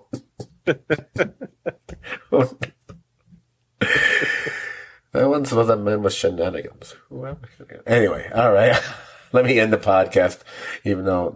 okay, we got into the God zone, so he'll be happy. All right, so good night, everybody. Good night. Good night.